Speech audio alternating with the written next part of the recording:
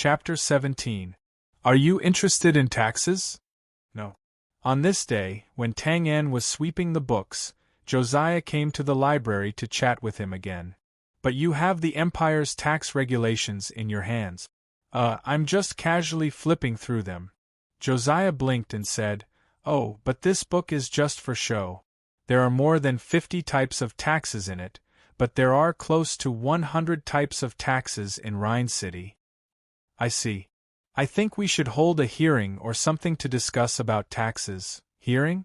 It's to choose some taxpayers to discuss. This will make it seem more democratic. Josiah's eyes obviously lit up. Oh, democracy, this is a good word. Does it mean that the people are free to make decisions? The meaning of this word is broad. I can't explain it clearly in a short time. You should understand it yourself. Tang En had an unfathomable look on his face. F***ck, you've fooled me too much. How do you want me to answer you? Since I was young, I've always brought my notes into the examination hall for my ideological and political exams. Yes, I know what you mean.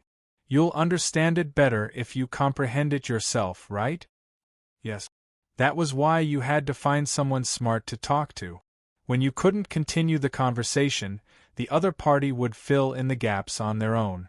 Josiah didn't suspect anything and said seriously, Thank you, Tang.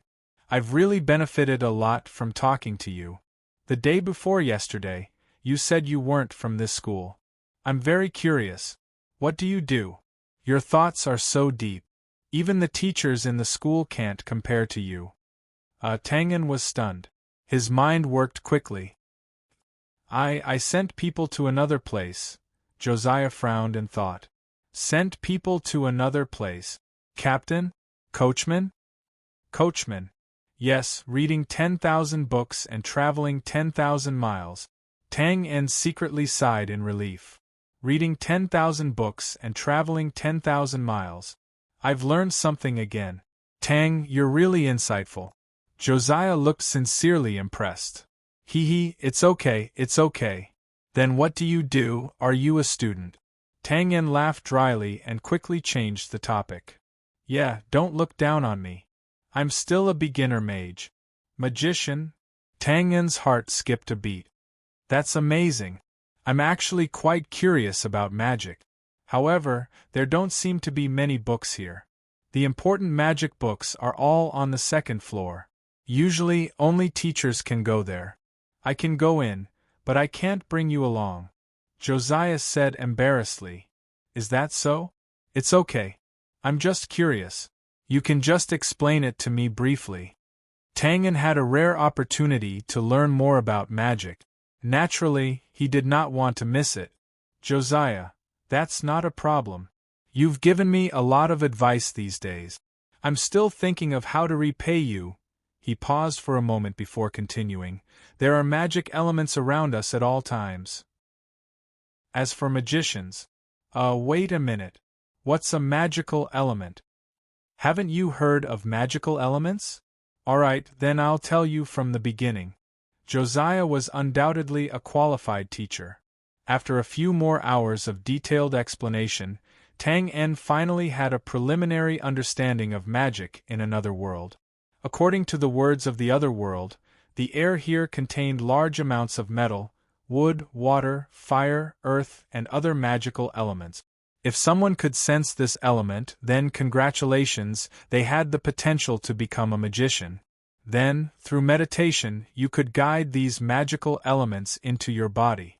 After gathering a certain amount of magical elements in your body, you could use specific incantations and gestures to cast magic. In summary, magic did not sound difficult to learn. But first, you had to understand the current situation. Out of 10,000 people, there were only 10 or so people who could sense the magical element. The probability was almost 1 in 1,000, and after crossing the first threshold, you had to be able to smoothly guide the magical elements into your body. The probability of this was higher, about 1 in 2. In general, out of 10,000 people, there were only 5 people who could truly become high-level mages. It was precisely because there were so few mages that these 5 or 6 people who were selected, regardless of their background, would have a bright future. Any country or noble would treat them with the greatest sincerity. If a high-level mage was willing to work for any power and build a mage tower in their territory, then, for the time that the mage existed, this power would have another layer of strong protection.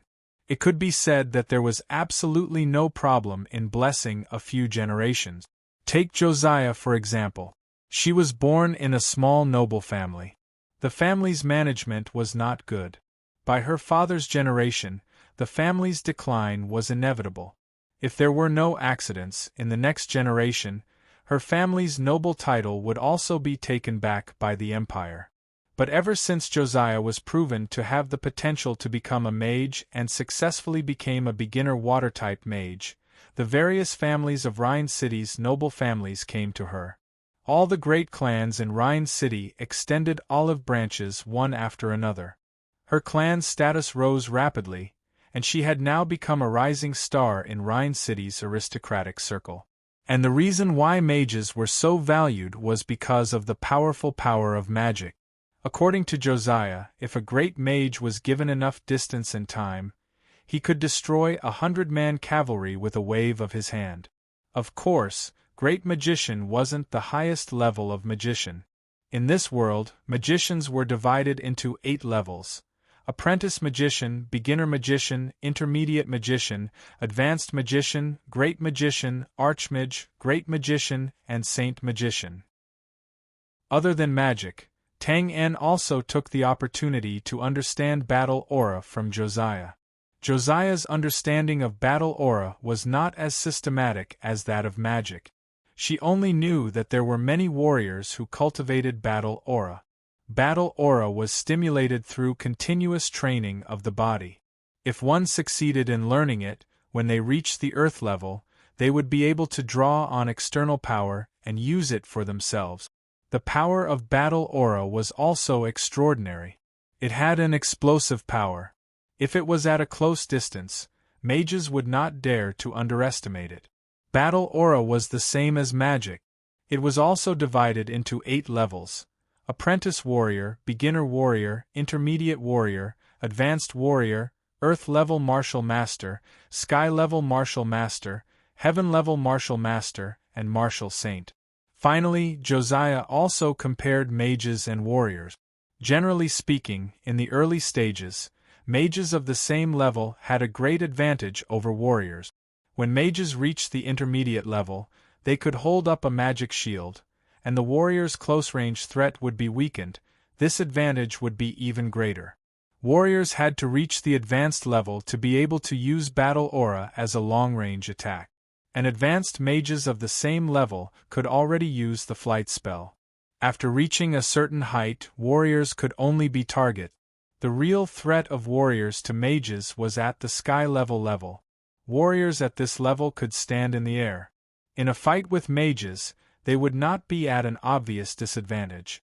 Overall, mages had more obvious advantages. Of course, mages must remember that it was best not to let warriors get close to them. After listening to Josiah's explanation, Tang En's heart was cold. The various killing techniques he had learned now were targeted at ordinary people. He didn't know if these killing techniques would be effective in the face of warriors and mages. Even if it was effective, it would probably be discounted. So, what would he rely on to kill Sessman? Tang En was lost in thought. "Hi Josiah, so you're here. It took me a while to find you." A handsome young man in fine clothes came from the entrance of the library. "Hi, Vincent." Compared to Vincent's enthusiasm, Josiah seemed a little dull. "Hey, this is..." Vincent saw Tang En next to Josiah. His eyes flashed and he asked with a smile. "Tang En." Although it was easy to see that the smile was fake, but for the sake of hitching a ride, Tang En still responded politely. "Oh, hello, Tang En. My name is Delk Vincent, just call me Vincent." "Josiah." "Vincent, why are you looking for me?" "It's nothing, I'm here to invite you to lunch." You guys go ahead. I still have something to do, so I won't disturb you." Tang En nodded to the two of them and left the library. Tang En wasn't in a hurry to leave the academy. He found a remote stone chair and sat down, secretly praising the killer system. In the space, the originally empty hall was now filled with rows of antique bookshelves. The old butler was lying on a rattan chair with a pair of reading glasses, reading a book attentively. Next to him was a small red clay teapot that contained the fragrance of tea. Seeing Tang En come in, the old butler covered the book on the wooden table next to him, picked up the teapot, and took a sip of tea. He glanced at it casually. Book of Bards. Tang En was confused. He couldn't associate the old butler, who was proficient in killing techniques, with a poet. However, he didn't have time to think about these problems now. He anxiously said, "Old butler, did you hear what Josiah said just now?" "I heard it. What's wrong?" "What's wrong?" Tang En frowned and said, "Isn't it obvious? The power of magic and qi is too strong. Even if I'm proficient in all the killing techniques, it's useless. You can't ask me to stab a mage with a shield with a dagger." The old butler put down the teapot unhurriedly and said, "I thought there was a problem. You underestimate the system too much. After you level up, everything will be clear." "Really? Will I have this kind of power after I level up? It can't be internal strength, right? 9 Yang Divine Art? 9 In Sutra? Anyway, as long as it's not the Sunflower Manual, anything is fine. I'm not greedy." The old butler's eyes twitched. "You read too many fantasy novels. If you have time, read more poetry books to cultivate your mind." Speaking of which, there are so many books. Can you finish reading them?" Tang En looked at the rows of bookshelves. This was the result of his hard work for the past few days. The old butler said indifferently, "If you're referring to the text content, then I've finished reading them." Tang En was shocked and instantly rolled his eyes. "You're just bragging. I haven't seen you turn a page in a poetry book for half a day. How can you finish reading so many books? Every time the system enters a book, the text inside will be sent to me immediately. However, it's just text. You have to know that some text not only narrates things, but also contains deep meaning. It needs to be carefully tasted." "Like poetry books?" "Yes." "Alright, hurry up and find a way to complete the mission. Don't disturb me while I'm reading."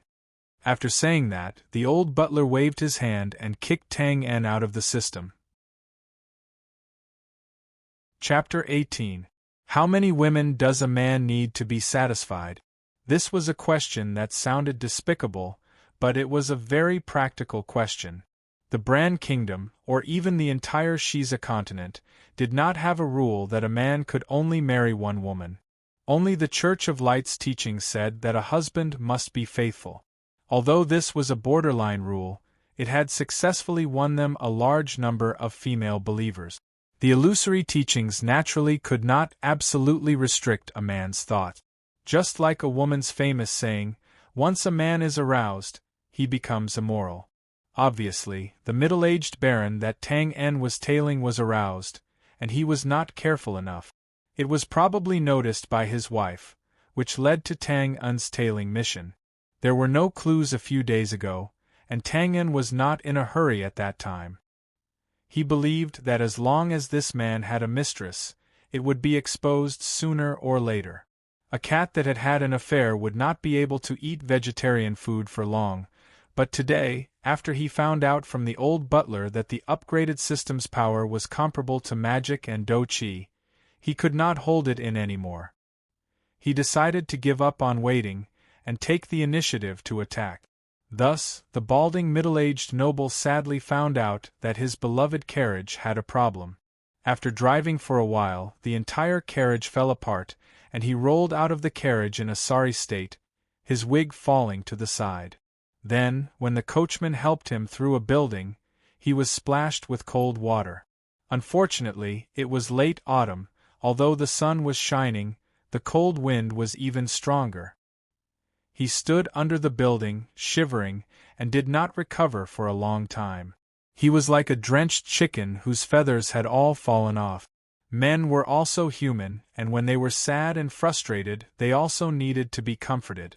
Without a doubt, this middle-aged noble was extremely frustrated. Then who would he look for to comfort him? A friend, a priest, or a mistress? Of course, it would be fine as long as it was not his old wife. Thus, Tang En was satisfied to see the middle-aged noble calling for a carriage, and driving towards a direction that he had not been to for the past few days. The roads in Lian City were wide, and the traffic was smooth. Logically speaking, a carriage should be very fast, and tailing it was extremely difficult. However, there were a lot of people in Lian City. Carriages and pedestrians intertwined on the road. The middle-aged noble was not riding in the carriage with the clan emblem on it, so the ordinary carriage would not give way to him, causing it to slow down. Tang En followed behind at a leisurely pace. These few days of stalking had made him very familiar with the surrounding terrain.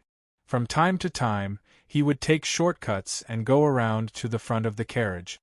Tang En furrowed his brows and turned to enter a roadside clothing store. After walking around a few times, he exited the shop and entered a nearby weapon shop. By the time Tang En came out of the back door of a jewelry store, his clothes had changed and he was wearing a flat-brimmed hat. When Tang En returned to the opposite door of the jewelry store, he saw two people in green clothes looking into the jewelry store. As expected, he was being followed. Tang En frowned. He had not been in Lian City for long. The only people he had offended was the Axe Gang. However, the key was that when he killed Wild Bear, he had covered his face the entire time. Even if they had caught the gambler, they should not have found him. In that case, there was only one person who could be the culprit. No way, it was the first time they met and they gave him such a big gift. Before Tang En could do anything, the carriage from afar had already approached. The mission is important, but leveling up is even more important. Count yourselves lucky this time. Ignoring the two clumsy stalkers, Tang En followed the carriage again. The carriage turned left and right and finally arrived at the West District of Lian City. It stopped in front of a rather exquisite house. One must know that this noble's house was in the noble residential area in the East District. In order to track this carriage, Tang En had to cross almost half of Lian City. Damn it, you better be looking for a lover. Otherwise, I swear you will spend the night in the dirtiest corner of Lian City. Tang En, whose legs were weak from running, said hatefully. The middle-aged noble got down from the carriage and looked around vigilantly. Then, he went forward and knocked on the door. In reality, this action was completely meaningless. Even if Tang En passed by him, he would not pay attention to Tang En. Soon, the door opened a crack and the middle-aged noble squeezed in impatiently. In a flash, Tang En saw a seductive woman with a good figure. There was a chance. Tang En was secretly delighted. He knew that his trip today would not be in vain. There was a woman. This meant that there was a problem. However, it was better to see for himself. Tang En circled around the house without making a sound, and in the end, he naturally chose to enter from the backyard. The person who entered from the front door was a robber. It was still broad daylight and the effect of concealment was not good. However, he did not have to be so particular when dealing with ordinary people. Tang En found that most of the houses in the other world had courtyards. The only difference was whether the decorations were luxurious or not. For example, the villagers of Little Rock Village mostly used mud walls to enclose a piece of land in their backyard. After Tang En sneaked in, he threw out a rope and hung it on the balcony on the second floor. When he poked his head out, damn, it was broad daylight. No matter what, he had to close the curtains. Perhaps the middle-aged noble had been bored for the past few days. Therefore, he could not wait to carry out the great task of reproducing humans. After Tang En observed for a while, he exclaimed that humans had a shocking consensus in this aspect.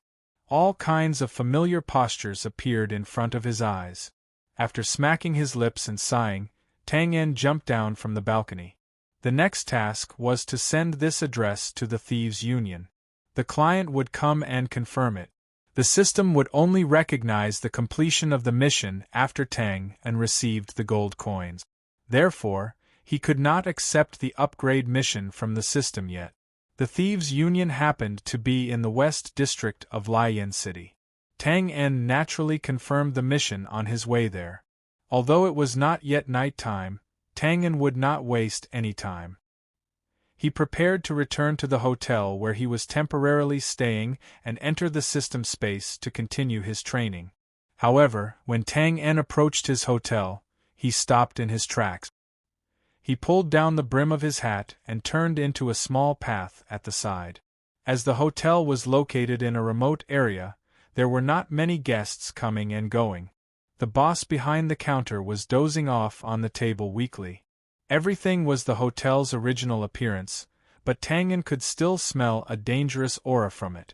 Sure enough, after careful observation, Tang An saw a few men wearing green undergarments in the corner of the outer perimeter of the hotel.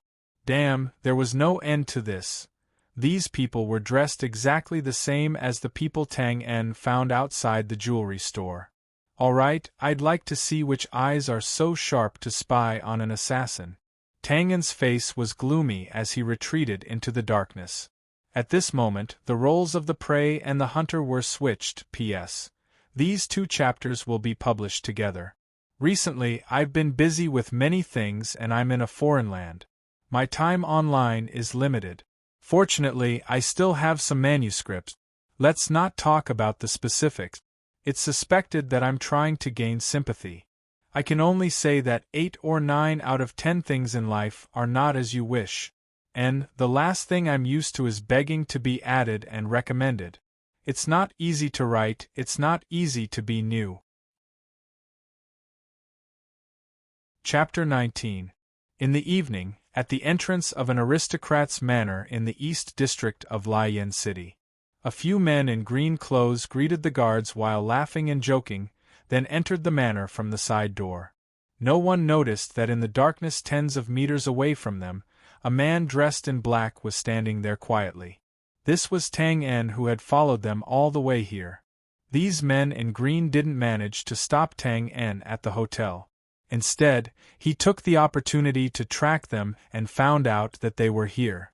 Looking at the Dirk family's Viscount emblem on the main entrance, Tang An shook his head speechlessly.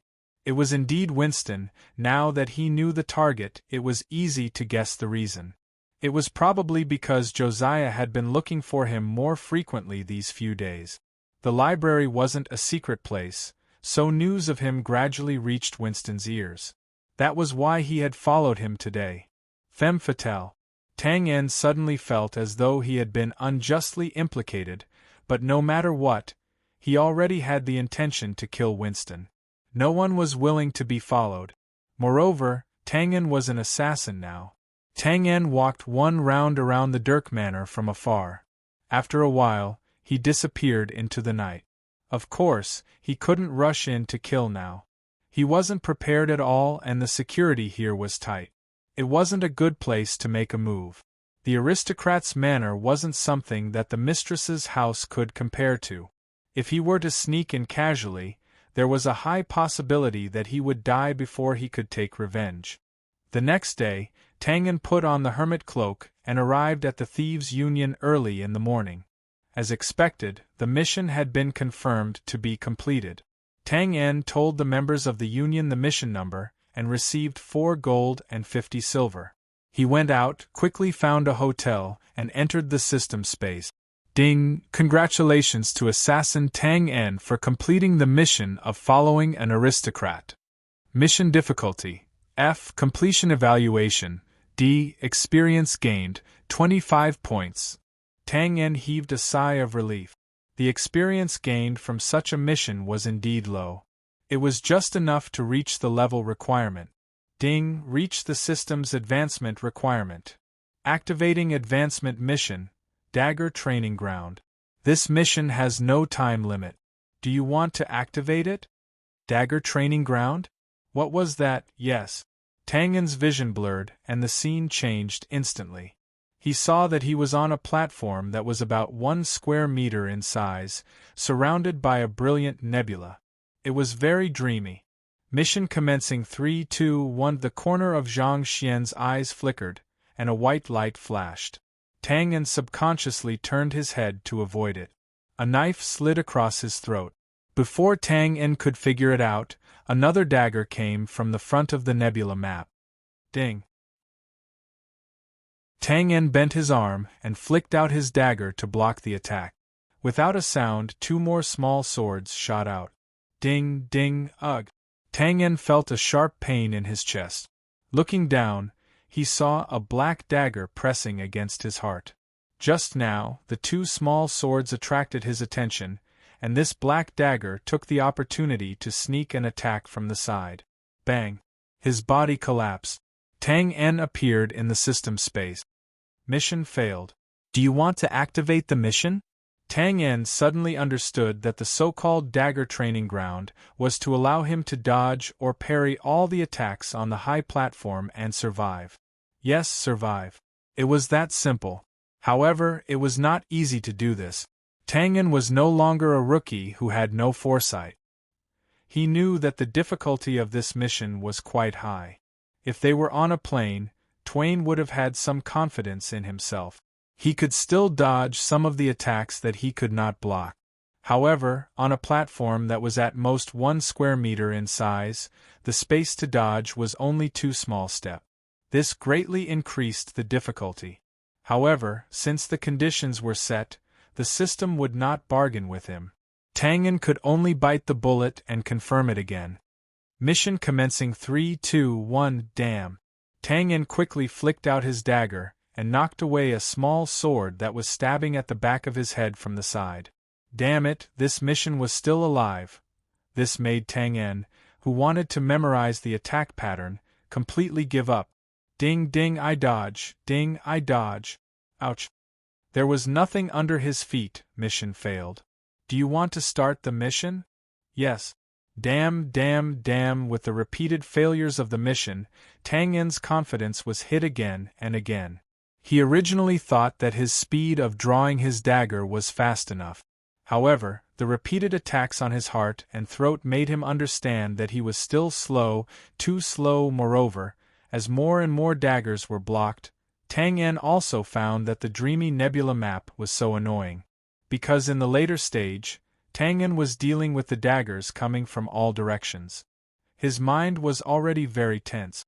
However, the flickering nebula map was constantly interfering with his vision. Tang En was hit many times. It was during the flickering nebula map that the daggers successfully attacked. Damn it, needless to say, Tang En failed again. You have to learn to trust your perception. The old butler, who was quietly holding a large book in the distance, suddenly said this. Trust my perception? Tang En was deep in thought. He entered the dagger training ground again. Bang! Mission failed.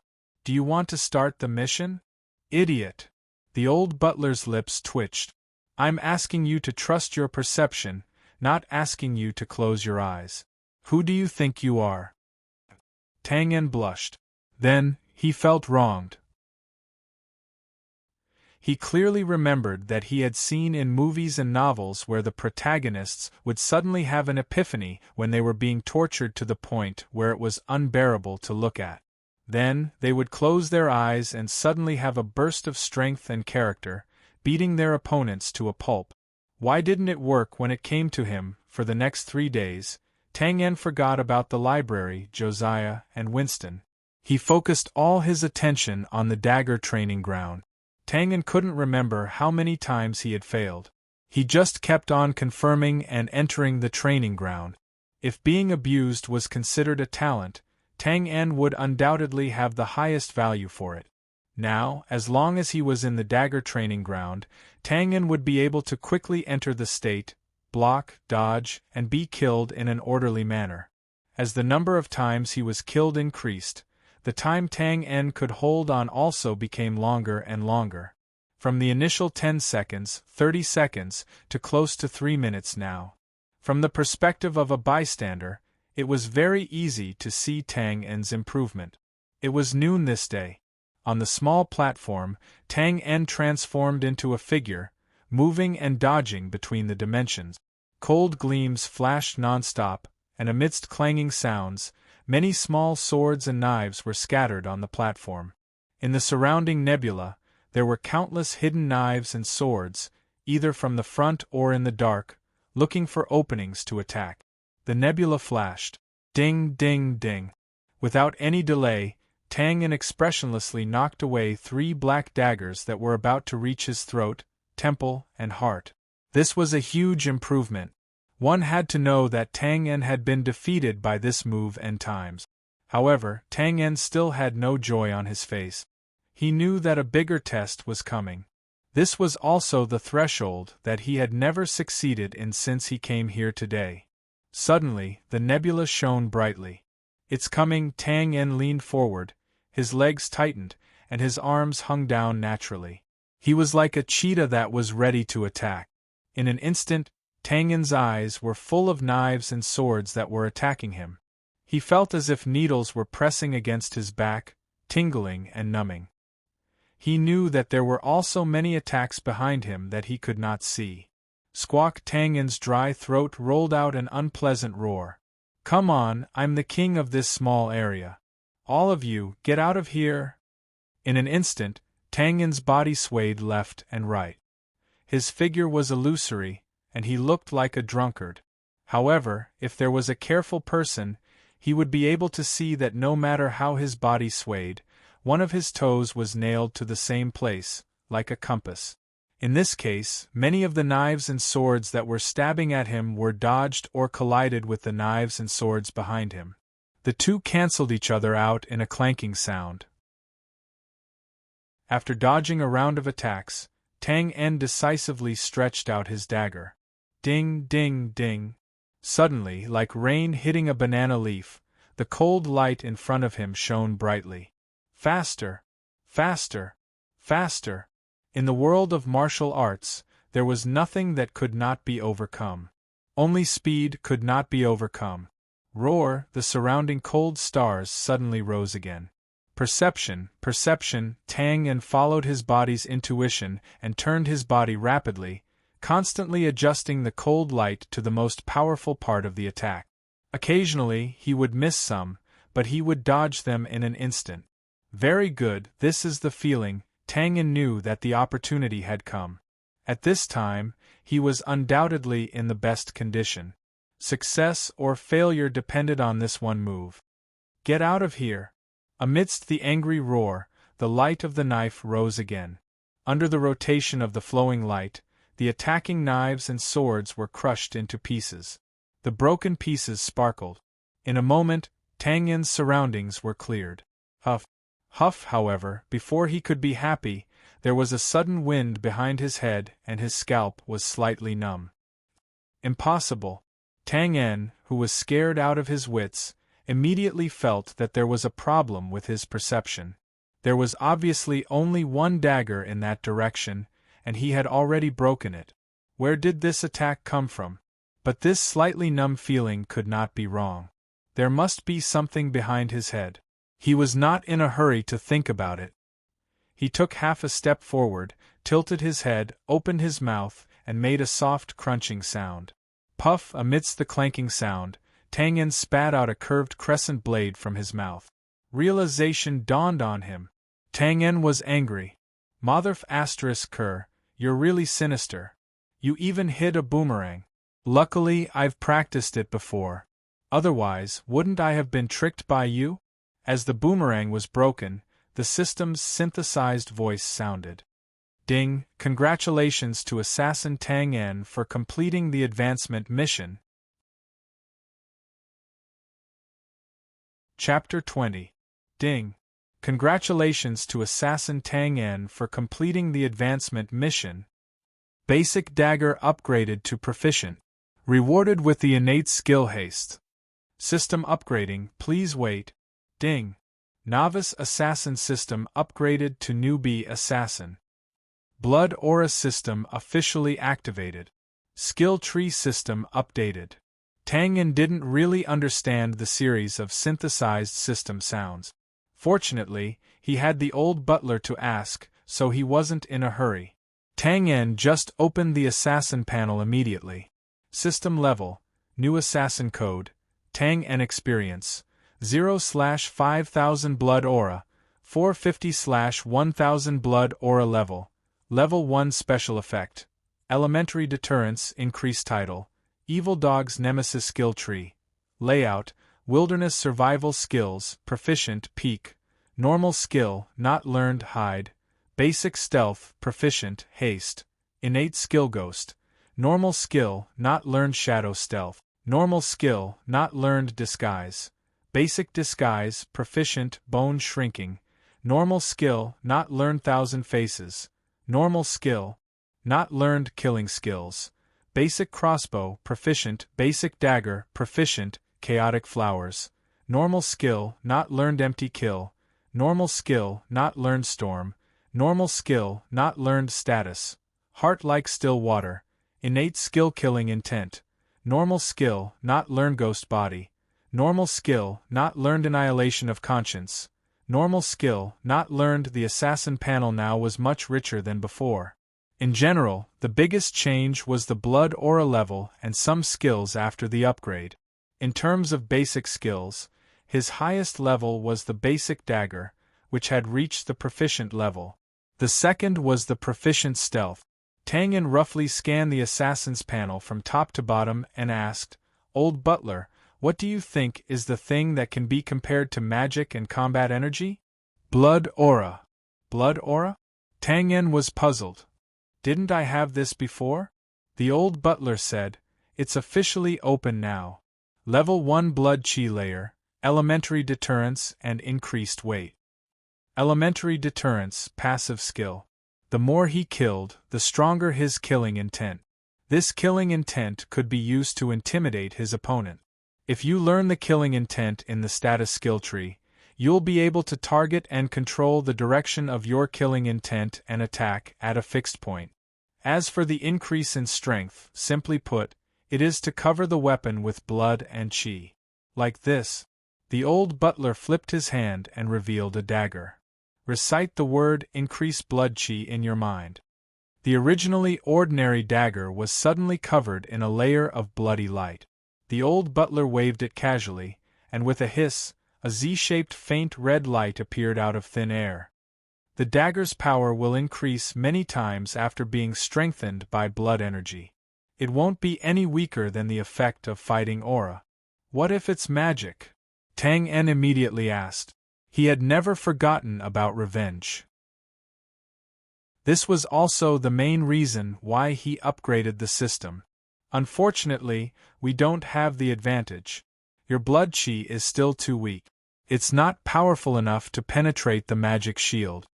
The old butler continued, "Another thing to note is that the boost effect consumes 5 HP per second. Wait, consumes 5 HP? I have 450 HP now. Doesn't that mean 90 seconds? Tang En was depressed after calculating. Didn't that mean he had to transform into Ultraman? If he didn't have enough energy, he would have to leave Earth? 90 seconds is already the most ideal state. You won't be able to use any other skills during this time." The old butler said, "As for those skills, I'm sorry. You haven't reached the learning standard for most of them. For example, this dagger skill, Flurry." Tang En was stunned. He quickly opened the skill tree and read it in detail. Flurry, normal skill, not learned. Skill requirement, basic dagger mastery. The total value of blood and chi reached 1,000 points. Tang En looked at the other skills. Void Kill required 2,000 points of blood and Storm required 5,000. 5,000 points of blood and chi? F*CK, are you robbing me? Tang En scratched his head gloomily. He felt that he was happy for nothing. He couldn't learn any of these skills that sounded awesome just from their names. "There's nothing I can use?" Tang En said, confused. "There is. The skill you just received is Haste. You can use this. Haste. Talent skill, not upgradable. Traverse 10 feet in a breath. Skill lasts for 10 seconds. Cooldown time is 1 minute. Consumes 100 HP, that's it? Nothing else? Tang En was in tears. Please, I want combat skills. Don't give me these support skills. This is the only one that can be used immediately. But there's a very practical skill. If you want to use it, you can learn it quickly. Hey, why didn't you say so earlier? What is it? Tang En was overjoyed. The old butler said, Obliterate conscience. It's in the status skill tree. Tang En quickly flipped through the assassin panel and muttered, F***CK. What kind of stupid name is this? Obliterate conscience. Normal skill, not learned. Skill requirement. Kill a target under 1 year old or reach 10,000 HP to activate this skill. 1 year old? F***CK me. Perverted system, you really have no conscience at all. How could you do this? Tang En showed 2 big middle fingers to the system and closed the status skill tree without hesitation. The old butler shrugged and said regretfully, At your current stage, this skill is very powerful. It can make your strength take a qualitative leap. Stop. I don't want to hear this. Okay, the old butler spread his hands. Tang En estimated his gains from this upgrade. The main thing was that he had opened a new blood system and obtained a talent skill. Especially with the activation of the blood system, he was no longer so afraid of the magic and do-chi of the other world. After obtaining a new ability, he naturally had to master it as soon as possible. After picking up the dagger again, Tang En vaguely felt that the dagger seemed to have a mysterious relationship with him. It felt like the dagger was an extension of his arm. This was probably the effect of the basic dagger at the proficient level. The dagger swung freely, as if it was his arm, without any hindrance.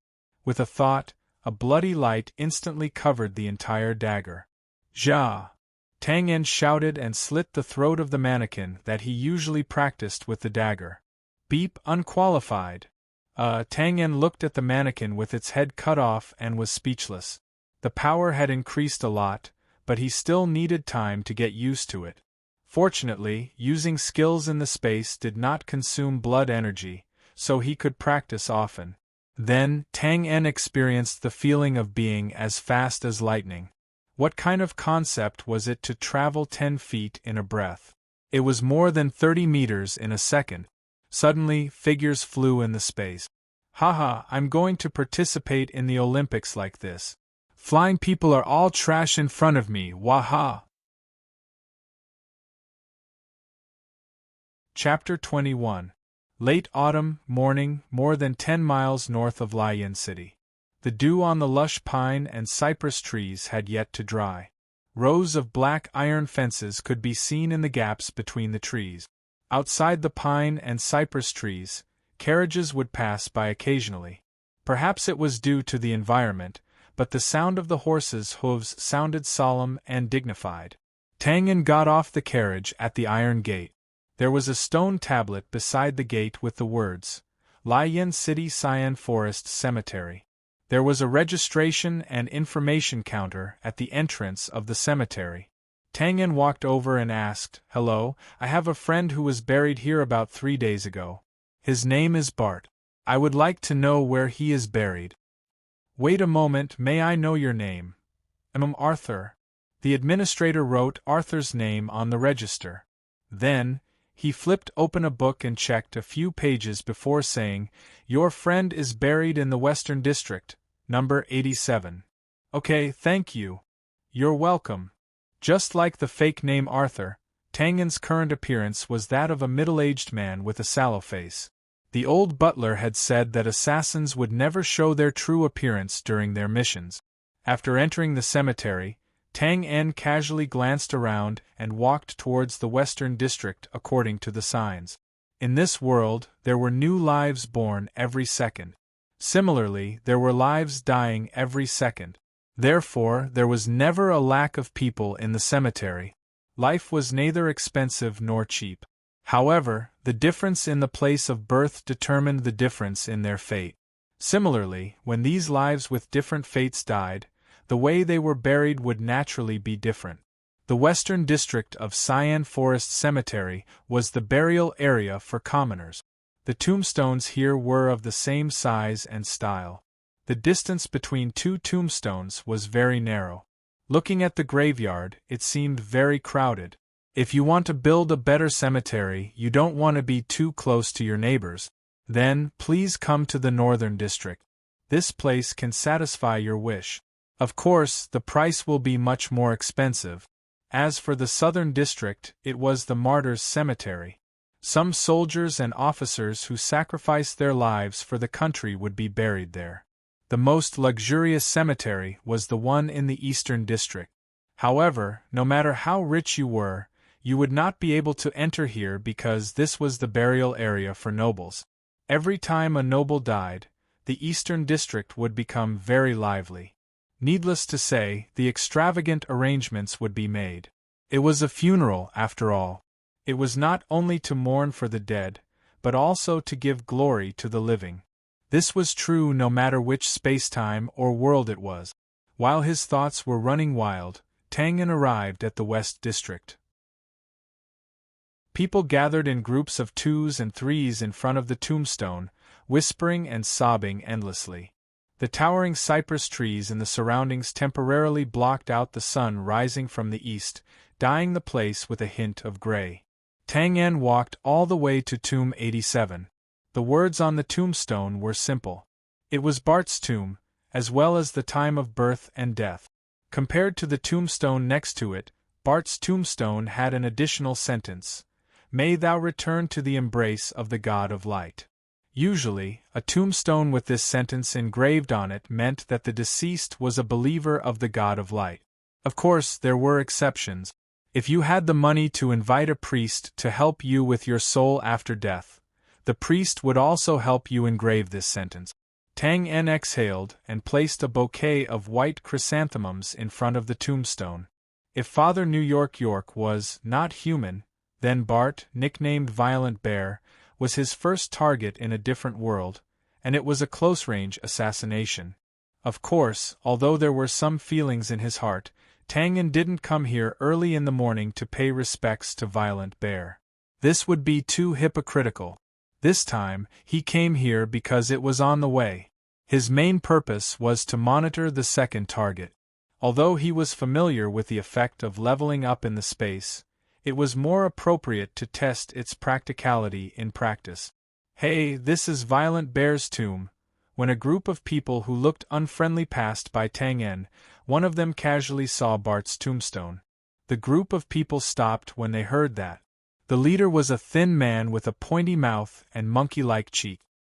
He carefully looked at the tombstone and said, "Bart? Well, it's Violent Bear. I drank with him 10 days ago. I didn't expect." The man sighed with emotion. When he saw Tang En standing at the side, he cupped his hands and smiled. "Brother, are you from the Axe Gang?" Tang En blinked and cupped his hands. "Yes, are you Moya from the Green Wolf Gang?" "Oh, brother, you know me? Well, I heard Boss Violent Bear mention you. He said you are resourceful and he admires you very much." "Of course I know you. It's written in the information. Moya, 5 feet tall, pointy mouth, monkey-like cheeks, thin body. A small leader of the Green Wolf Gang, often appearing at South Harbor Pier 66. I was going to look for you later, but I didn't expect you to come to me. Really, there is no door to hell, but you come to me.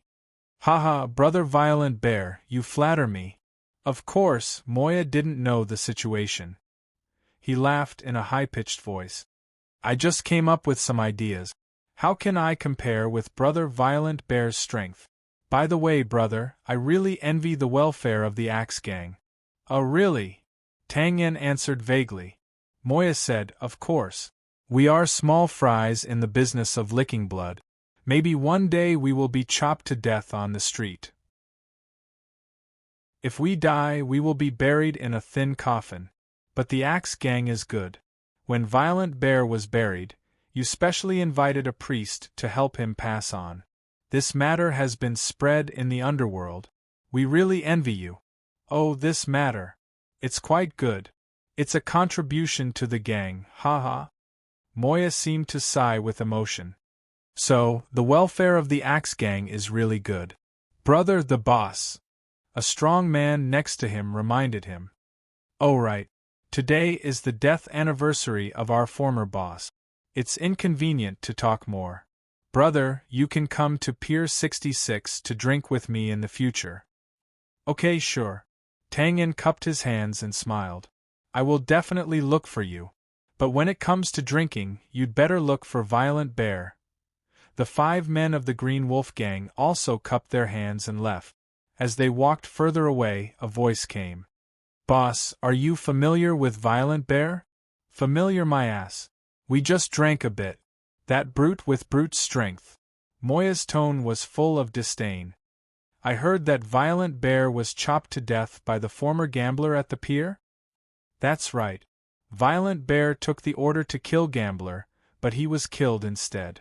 So I often teach you that brute strength is unreliable. The key is the brain. Yes, boss is wise. Although they had lowered their voices, Tang Yen, who had been trained in this field, could still hear them clearly. He was amused when he heard them. They had always thought that Violent Bear was killed by the gambler, but this was also good. After all, it was not a good thing for a killer to be too famous. Since he had bumped into the target, it was naturally inappropriate to follow him. The best way now was to ask him out for a drink in 2 days and then get him drunk. Then, he would be able to kill him easily. Thinking of this, Tang Yen walked down the west cemetery and walked towards the entrance of the cemetery. The sun that was covered by the pine trees had already risen in the east, making the gloomy cemetery seem much brighter. At this moment, the pedestrians in front of Tang Yen became restless and began to disperse to the sides. Tang Yen squinted and was stunned. He saw a weirdo wearing flowery clothes, long hair, and a strange mask on his face skipping along the aisle. The strange mask was full of messy red and white symbols. At the corners of his eyes, there seemed to be 2 drops of blood dripping with red paint. Coupled with the blood-red eyes behind the mask, it looked extremely strange. Encountering such a weirdly dressed person, the pedestrians naturally made way subconsciously. Dida dida dida, the weirdo was not polite.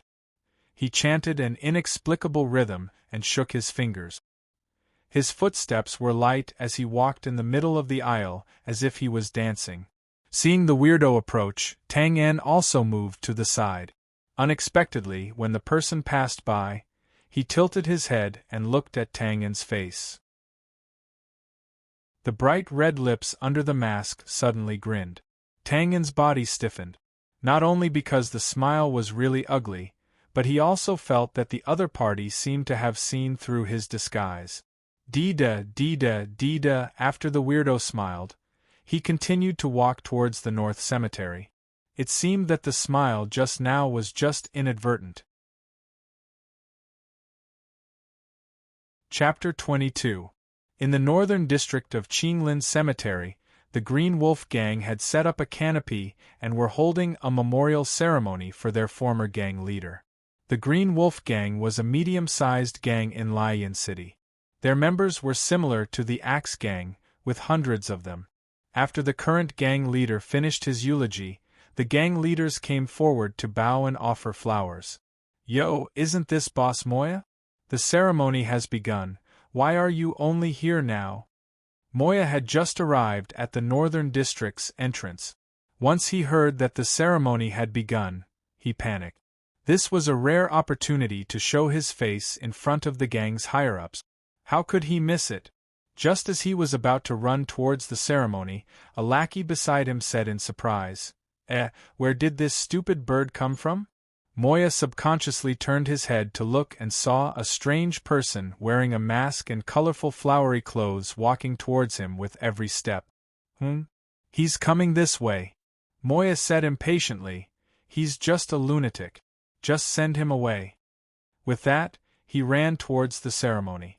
Flowery clothes, mask? Why did he have an impression? This lunatic's outfit was too unique. Moya felt like he had heard of it somewhere before. Stupid bird, this isn't a place you should be. Get lost. Hey, I'm talking to you. The one with the zebra tattoo on your body. Get lost. Drip, drip, drip. Yo, you're forcing me to fight? Hearing this, Moya's heart skipped a beat. He turned around. A brawny man clenched his fists and cracked his knuckles. He grinned as he walked towards the masked man who was walking towards him without a care.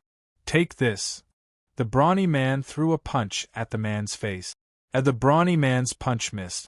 The man jumped left and right and dodged it. He continued walking towards the ceremony. On the other hand, the brawny man couldn't stop in time and almost fell to the ground. Ha ha! The surrounding Green Wolf gang members roared with laughter. You're asking for death. The brawny man glared and threw a punch at the back of the man's head. The brawny man was so angry that he didn't care about the severity of his attack. If a normal person was hit by this punch, they would be dizzy at best and die at worst. F***ck. Ha. Obviously, the burly man missed again, and the strange man jumped to the other side. Ha, can you do it? If you can't, we'll help you deal with it. Ha. Shut up. The brawny man's face was flushed red, and he was panting like an ox. Both of his fists were like drumbeats as they smashed towards the strange man. Straight punches, uppercuts, leg sweeps, but no matter how hard the brawny man tried, he always missed by a little bit. However, gradually, the mocking laughter in the surroundings became fewer and fewer. Everyone could see that something was wrong. Dodging the attack once could be attributed to luck, but in the current situation, it was clear that he was just playing around. F***ck, they are here to cause trouble. Everyone attack together. Seeing this, Moya decisively ordered. At this time, the people who were still outside were all low-level members of the gang. They were not qualified to go in and pay their respects. Although they weren't under Moya's command, Moya was the only small leader here. Therefore, everyone followed his orders and surrounded him. The passageway was only so big. With a few brawny men surrounding him, the strange man had no place to hide. Let's see how you're going to dodge. Seeing everyone surround him, the brawny man who had punched empty air suddenly laughed and pounced towards the strange man. Die. Approved. The strange man opened his arms as if to hug the brawny man. Caw. A hair-raising sound was heard, and the brawny man's head drooped down weakly. The surrounding people looked at the hand that seemed to be gently caressing the brawny man's throat, and their hearts turned cold. Enemy attack. Quick, take him down, kill him. After a short silence, the Green Wolf gang members were enraged. Too arrogant, he actually dared to kill under their noses. Clang clang. A blade flashed. Ha. The masked man laughed like an owl. He opened his hands, and two colorful daggers appeared. Ding. Ouch, catch him. No, it's too fast. Get out of the way. I caught him. It was a chaotic scene. Dozens of brawny men were piled up in the narrow passageway, and their screams were endless. Finally, after leaving behind a dozen brawny men who were rolling on the ground and wailing, the masked man slowly walked forward. The brawny men who were still blocking the way looked at each other, and held the hilts of their weapons tightly as they retreated. Ghostface. He's Ghostface. Seeing the two unique, colorful daggers, Moya finally reacted and cried out in fear. Ghostface?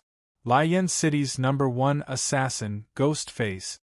The crowd lost their courage in Moya's terrified voice. Clang, clang, intimidated by the name, some of the gang members dropped their weapons on the ground.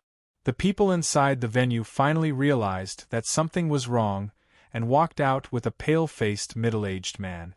Ghostface tilted his head and looked at the group of people. He raised his dagger and pointed it at the pale-faced middle-aged man and grinned. The dagger in his left hand made a singing gesture, and the meaning was self-evident. Hiss! Ghostface's target is the gang leader. The Green Wolf gang members' expressions changed, and the pale-faced middle-aged man's face turned even paler. How dare you kill him? A black-clothed old man in the crowd shouted angrily. The gang members who were closest to Ghostface immediately complained in their hearts, and hesitated, not daring to move forward. "Don't be afraid, he's alone. We have more than 100 people here, we can crush him. Follow me and kill." As soon as he finished speaking, the black-clothed old man pulled out a broadsword, and a green armor appeared around his body. He charged forward like thunder. Under the black-clothed old man's lead, the surrounding gang members shouted and slashed at Ghostface. Tsk tisk, interesting. Ghostface's body swayed, and the ordinary gang members only saw a blur in front of their eyes before they were out of the encirclement. Hit! The black-clothed old man who rushed over shouted. Green light flowed on the broadsword on his back, and he slashed at Ghostface. Too slow, with a sigh, Ghostface disappeared on the spot like a wisp of green smoke. In an instant, he passed by the black-clothed old man and went straight for the pale-faced middle-aged man. "Stop him, kill him!" The pale-faced middle-aged man was anxious, and he quickly ordered the surrounding gang members to surround and kill him. Every gang had some core members, and these people were the backbone of a gang. They usually had all kinds of talents, and of course, the most important thing for a gang was to be loyal. Following the gang leader's shout, a dozen big men stood in front of Ghostface, holding all kinds of shining weapons. Kill! These people naturally wouldn't be like the ordinary gang members, and make a mistake like accidentally killing one of their own. Boom! In an instant, Ghostface, who was rushing over, was drowned in fighting energy of various colors. Did he kill him? I can't see clearly. With so many hall masters attacking, he should be dead. Ha! The pale-faced middle-aged man suddenly roared behind him. The dozen martial artists who released their fighting energy were shocked, and they hurriedly turned their heads to look. They saw the glowing short sword in the pale-faced middle-aged man's hand being knocked away, and his body was wounded in more than a dozen places. Fortunately, there were no fatal injuries. However, a brightly colored dagger was quietly placed on his neck at this moment. Then, a smiling face with a scary mask appeared behind the middle-aged man. "Stop! Spare him! Everyone, don't move!" The Green Wolf gang members cried out. The previous gang leader had been assassinated, and they had lost a lot of face. If the newly elected gang leader was also assassinated, the Green Wolf gang would become the laughingstock of the other gangs in Rhine City. "Wait, I can pay double the price to buy my life back," the pale-faced middle-aged man said anxiously. "If that's the case, then I'll have to think about it. There's a chance." The pale-faced middle-aged man, who was just trying to make a Hail Mary effort, was instantly overjoyed. Okay, take your time to think about it. You can name the price. Then you have to be good." Ghostface looked into the long tent and said, "Can I go in and pay my respects?" "Sure," the pale-faced middle-aged man replied, baffled. Ghostface carried the pale-faced middle-aged man with one hand and walked into the venue. When he passed by a middle-aged man with a sallow complexion, Ghostface suddenly stopped and smiled. "Can I borrow a bouquet of flowers?" The middle-aged man handed him a bouquet of white chrysanthemums with a strange expression. "Thank you." The Green Wolf gang members looked at each other and followed closely behind. When they reached the tombstone, Ghostface casually tossed the pale-faced middle-aged man aside. He crossed his hands in front of his abdomen and bowed 3 times in a strict posture, appearing very sincere. This made the leaders of the Green Wolf gang feel as if they were facing a great enemy. Could it be that our former gang leader was friends with Ghostface? After bowing, Ghostface took 2 steps forward and presented the white chrysanthemums. During this time, the pale-faced middle-aged man's eyes kept flashing. He was clearly struggling with whether he should take the opportunity to escape. However, he did not dare to move in the end. Tsk. I remember that when I killed you, you asked me who the client was." Ghostface suddenly began to speak to the tombstone. "Based on professional ethics, Of course it's not convenient for me to tell you. Also, I didn't know at the time. What was going on? The Green Wolf gang members were confused when they saw Ghostface talking to himself. However, they were immediately shocked by what Ghostface said. The former gang leader was killed by Ghostface? However, I've taken on another mission recently, and I finally know who the client is. I purposely chose to send him down here so that you can take your revenge. Tisk tsk. You don't have to thank me.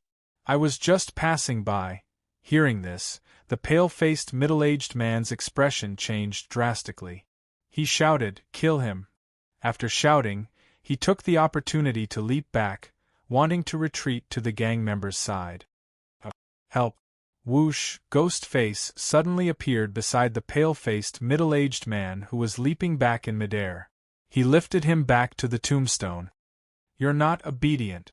I've decided to send you down in advance. Spare. Ugh. The pale-faced middle-aged man looked at the dagger in his heart in despair. He twitched a few times, then fell silent and did not move. Gang leader. Brothers, kill him to avenge our gang leader. Kill. Apart from a few hall masters who stood in place in a daze, no one knew what they were thinking. The rest of the gang members rushed toward Ghostface like a tide. Tsk. Boring. Let's go. Ghostface turned into a flowery shadow and moved through the crowd, rushing toward the periphery. Stop him! Get out of the way, are you blind? Why are you attacking me? Ghostface's speed was really amazing. Such a large group of strong men did not do anything except make the scene more chaotic. Soon, Ghostface left after leaving behind a dozen unlucky people who were accidentally injured by their own people. When the situation calmed down, the remaining deputy gang leaders and a few hall masters looked at each other, speechless. After a while, the dark-faced old man sighed and said, "How are the casualties?" Reporting to the deputy gang leader. 2 are dead and more than 30 are injured. Take the injured away for treatment. Bury the dead in the nearest cemetery. Which 2 died? Emoya was in charge of the dock. The other one was his underling. Check if these 2 have any relatives. If they do, send some money over. Okay. Then gang leader. Ugh, what about this person?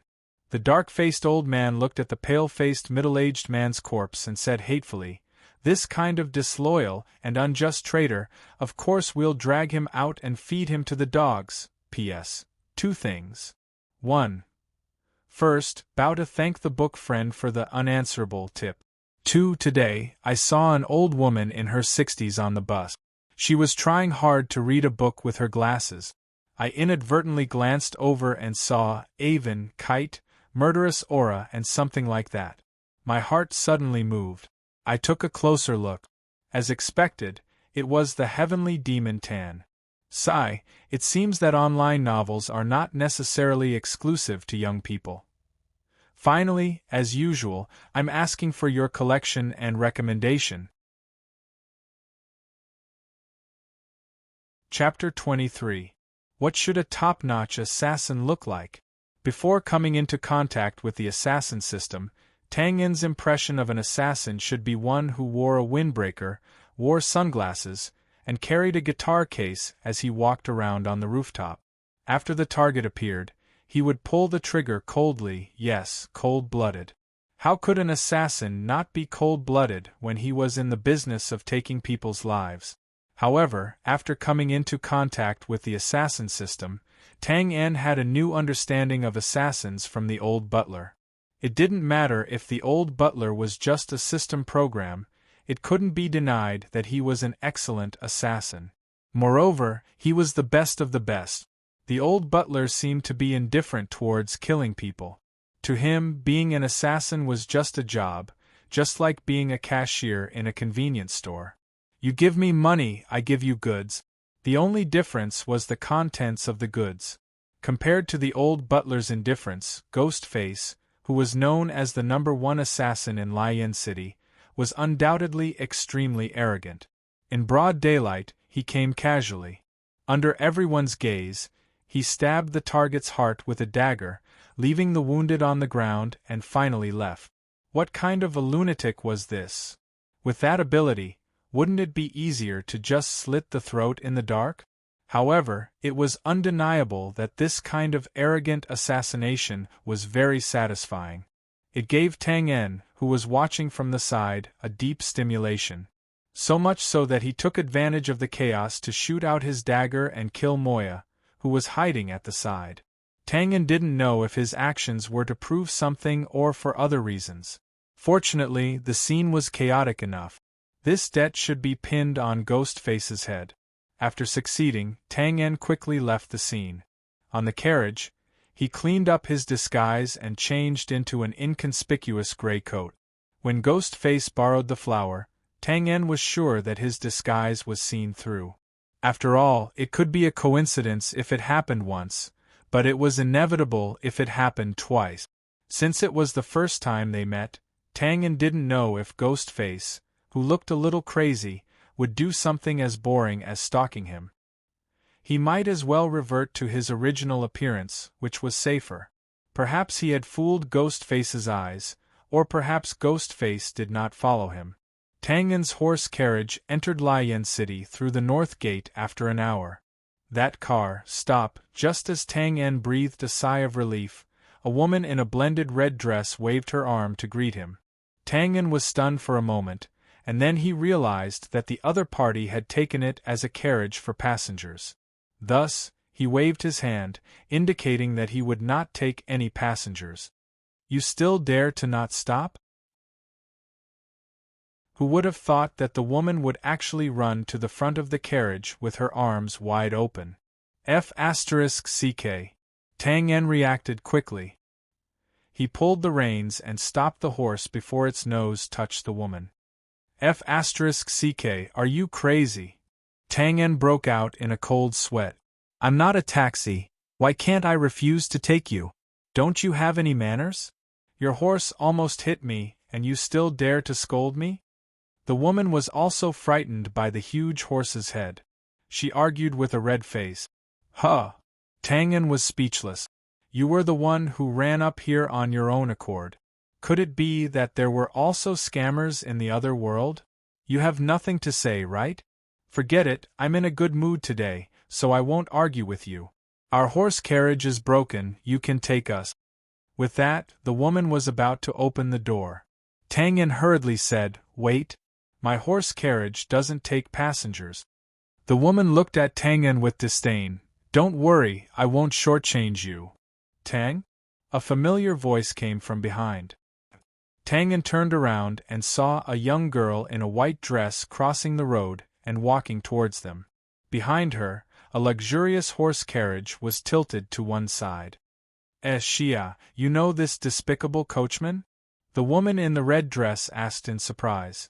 Tang En rolled his eyes and waved his hand. "Hi, Josiah." "Hi, Tang." Josiah, who was wearing a white dress and looked like a lotus flower, pursed his lips and smiled. "Betsy, don't say that. Tang is a very great person." "He's the thoughtful Tang you were talking about? You didn't get the wrong person, did you?" Betsy pointed at Tang En with an incredulous expression. "Betsy? Okay, I won't say it." Seeing that Josiah was a little angry, Betsy hugged her arm and smiled. "Tang, I'm really sorry. Betsy just likes to joke. This **tch. Tang En cursed in his heart, touched his nose and said, "It's okay. Josiah, we're going to a party outside the city, but the horse carriage broke down. Can you please send us off?" "Well, okay." Josiah was an acquaintance. Seeing that she had spoken, Tang En had to agree and let them get in the carriage. Tang En turned the carriage around and went out of the city gate again. "Tang, why didn't you go to the library these days?" "Oh, I had something important to do recently." "Betsy, what important things can you have? You're just going to see someone off." Tang En's face darkened. "Shut up. How dare you talk to me like that? I'm a noble. I'm the owner." The location of the party was not far, only 5 or 6 miles outside the city. Of course, it was not in the direction of the cemetery. Under the guidance of Josiah, the carriage soon stopped in front of a very magnificent manor. "Thank you, Tang." Josiah walked out of the carriage gracefully and thanked Tang En. "You're welcome." "Why are you thanking him? This carriage is really uncomfortable, there isn't even a cushion." It had to be said that in this world, other than love at first sight, there were also people who became enemies at first sight. Betsy and Tang En obviously belonged to the latter, and the two of them had been mocking each other on the way. Tang En relied on all kinds of derogatory slang that he learned from the internet in the future to make Becky so angry that she almost suffered internal injuries from holding back her anger. "Do you still need a cushion? Your skin is so thick." "Tang En, I'll kill you." Betsy's face was red, and she was about to rush up with bared fangs and brandish her claws. "Okay, Tang, stop talking." Josiah stopped Betsy and said helplessly, "Betsy, someone is coming, a lady, a lady." "I'm telling you, I'm not done with you." Betsy saw a group of people coming over at the entrance of the manor, so she quickly tidied up her clothes and makeup. However, she still did not stop threatening. "No, Chi-Chia." Josiah and Betsy were suddenly petrified, and they stared at Tang En dumbfoundedly. You, Tang En lowered his head and said in a gentle tone, "You're a noble lady, I'm just a coachman. There's no future between us, you'd better forget about me." Hiss, the group of people who surrounded them suddenly froze in place with strange expressions. They looked at Betsy and then looked at Tang En. The scene fell into a strange silence for a moment. "Ah! I'm going to kill you." Chapter 24. "Ah! I'm going to kill you." Looking at everyone's ambiguous expressions, Betsy instantly went crazy. She understood the aristocratic circle too well. If this kind of love story between a coachman and an aristocratic lady were to be confirmed, it would probably spread throughout the entire Lion city within a day. A few weeks later, her name might be mentioned in the northernmost borders of the empire. Josiah didn't know whether to laugh or cry as he hugged Betsy, who was baring her fangs and brandishing her claws. "Tang, stop joking around." Tang En spread out his hands and didn't say anything else. The group of young men and women at the manor's entrance finally came back to their senses. The ladies all went up to help persuade Betsy, who had gone crazy. The remaining people looked at Tang En with some hesitation. The aristocratic circle in Lion City was only so big. There was basically no problem of not knowing each other. To be able to come together with Josiah and Betsy, he should also be an aristocrat. However, Tang En did indeed look unfamiliar. Moreover, judging from his attire, could he really be a coachman? But was there such a daring coachman? They soon got an answer to their guesses. Someone got the information from Betsy that this guy was really a coachman. A coachman who dared to flirt with an aristocratic lady? He was really something. For a moment, these aristocratic young men were speechless toward Tang En. "Why are you all gathered at the entrance? Ashia, you're here." A slightly excited voice rang out from the manor's entrance. Tang En's heart skipped a beat, and he narrowed his eyes to take a look. It was another familiar face, with his gold-trimmed lapel jacket and his handsome face. Winston had clearly put in a lot of effort into dressing up today, appearing very spirited. "Since you're here, come in. This time around, I've specially invited a great harp master to play for our gathering to liven things up." Under everyone's consolation, Betsy finally calmed down. Hearing Winston's greeting, her quick-witted eyes rolled, and she suddenly said to Tang En, "Hey, do you want to go in with us to take a look?" And Josiah looked at Betsy suspiciously and whispered, "What are you up to?" "What? Dunn is your friend, so he's naturally my friend. What's wrong with bringing a friend to broaden his horizons?" Betsy pretended to be wronged. Tang En looked at Becky's expression, which resembled a fox entering a chicken coop, and knew that this girl was up to no good. However, when he saw Winston's countenance changing slightly, he smiled and said, "Sure. I'd like to see what a gathering of aristocrats is like. Then let's go in." Betsy couldn't wait to drag Winston inside. Tang En pursed his lips and entered the manor with Josiah. He naturally didn't attend the gathering to see what tricks Betsy was up to. His main goal was Winston. Previously, when he had been tailed by someone at the hotel, the result of his countertailing was precisely the clan manor Winston was in. In the assassin's profession, the importance of one's true identity was self-evident. If Tang En didn't wish to end up as a street rat, then it was very necessary to nip some disasters in the bud. Betsy, who was moving forward, pulled Winston along and mumbled something to him. In just a short while, they had shaken off the crowd by a large margin. When they passed by a front courtyard, Betsy disappeared without a trace. After turning into a corridor, all of a sudden, "Ha ha, go! Woof woof woof, ah! Be careful!" Amidst the incessant screams of women, two huge dogs with shiny black fur and muscular bodies suddenly darted out. Since this happened so suddenly and they were at a corner, everyone watched in a daze as the huge dogs pounced toward Tang En.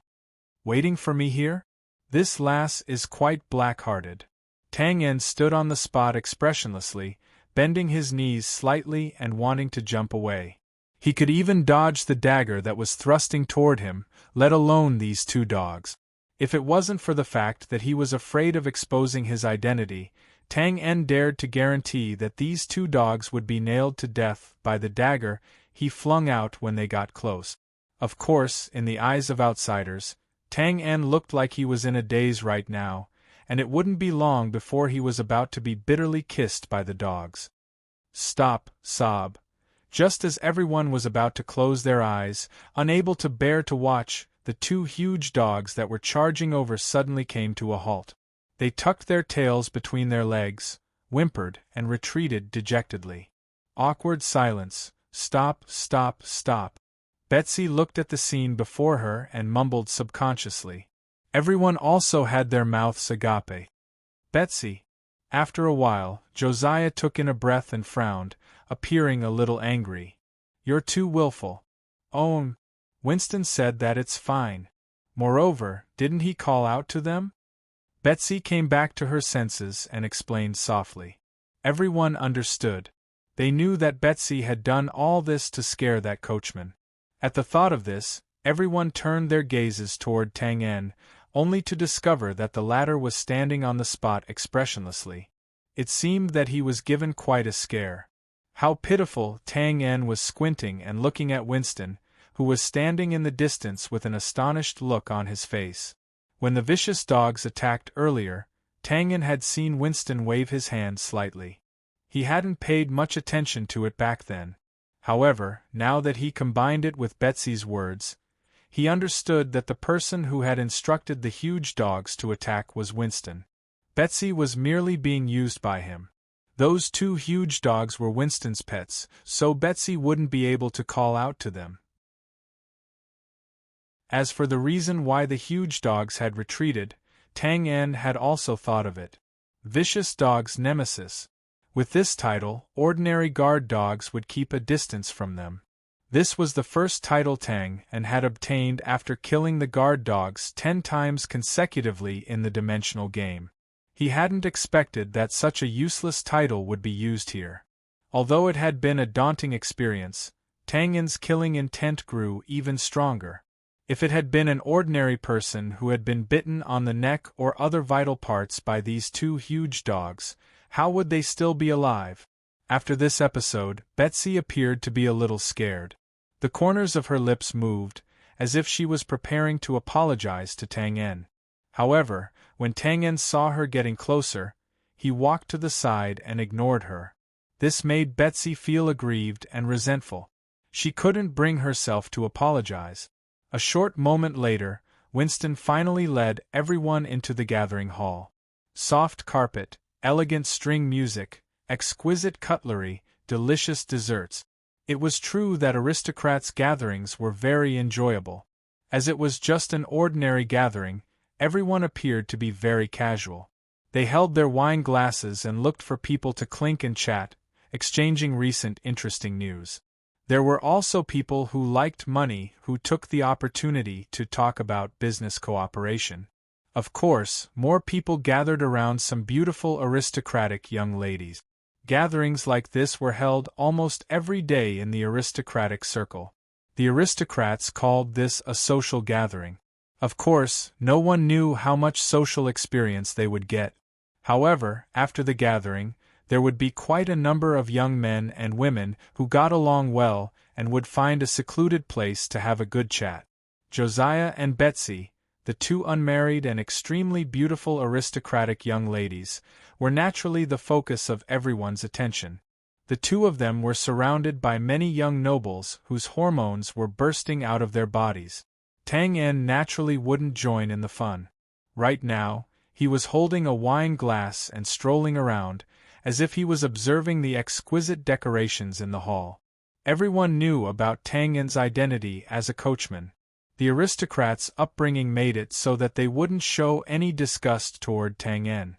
Of course, it was impossible for them to take the initiative to befriend him. Some of the less shrewd aristocratic young men couldn't help but twitch their lips when they saw Tang En strolling around. A country bumpkin will always be a country bumpkin. He hasn't seen much of the world. He must be memorizing some things so that he can brag about it to others. Right now, Tang En was indeed memorizing some things. Of course, it wasn't the decorations in the cupboards. It was the environment here, as well as the situation outside the hall.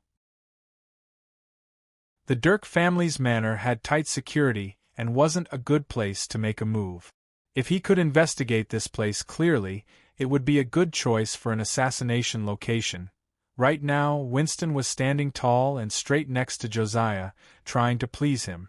How would he know that he had let in an assassin who was choosing a grave for him? Chapter 25. The gathering continued. Amidst the gentle music, servants in neat uniforms shuttled back and forth among the guests with wine trays in their hands. Noble youths would occasionally raise their wine cups and drink with others. This was a scene that often appeared in noble gatherings. It was no wonder that an old earl had sighed softly. The so-called life of a noble was mostly to kill time by clinking glasses with each other. Clap, clap, clap. Winston suddenly clapped his hands twice.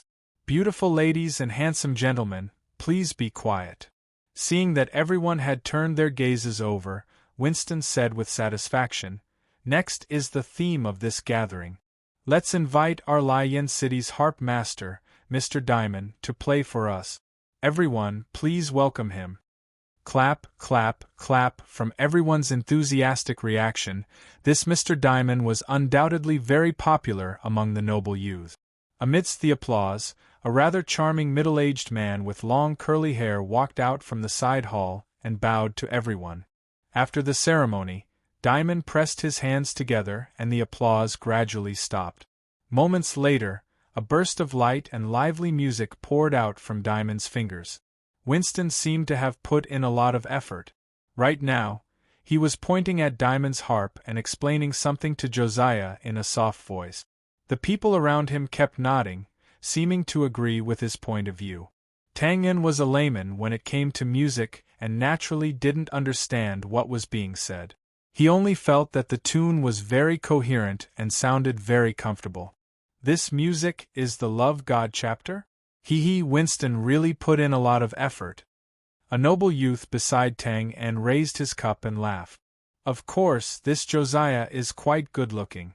Although his family is only a baron without land, he himself is a novice magus.